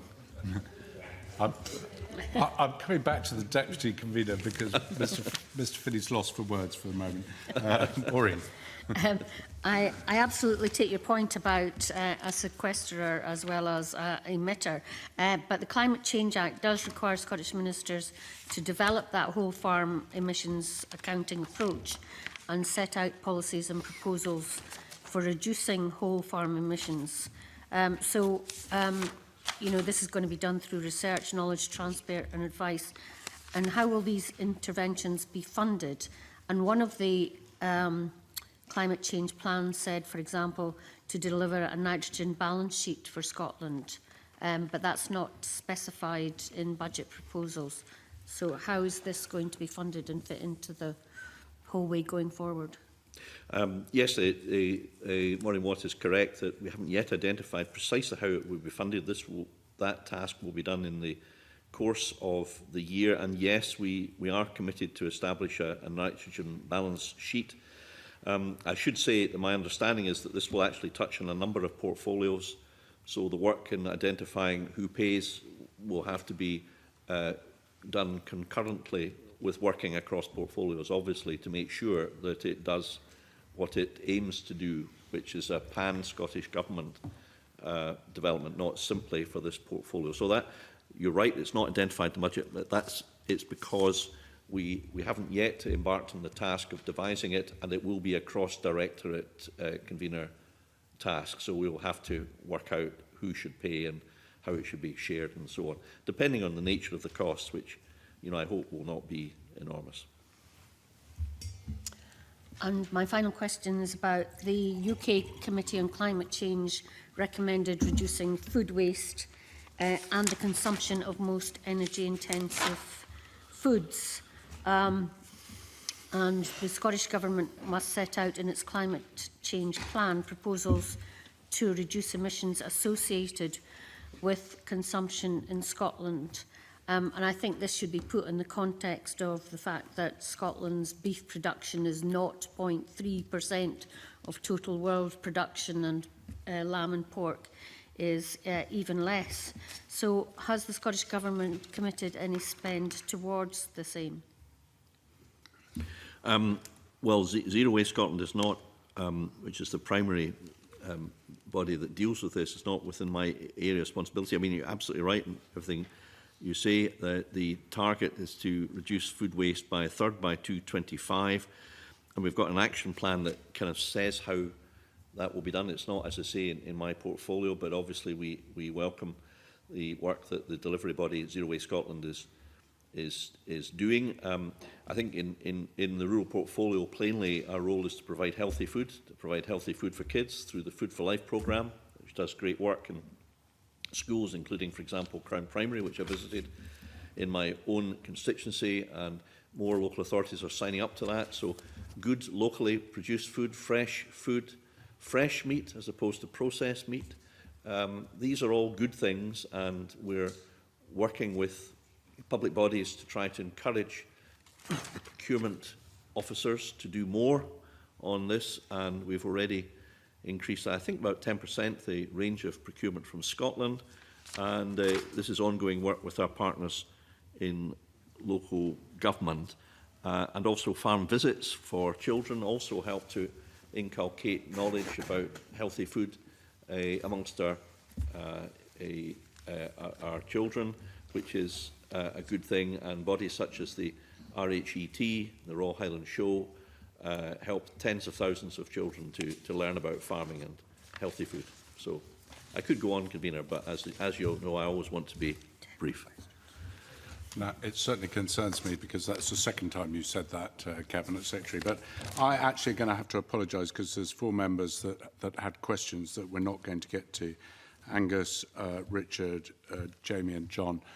Those questions which you notified that you wanted to ask will actually be submitted as written questions to the Cabinet Secretary, because I'm afraid we've come to the end of the session with the early sitting of Parliament this afternoon. So I'd like to thank the Cabinet Secretary and his officials for attending the meeting today, and I'd like to now formally close the meeting, not suspend it, close it. Thank you.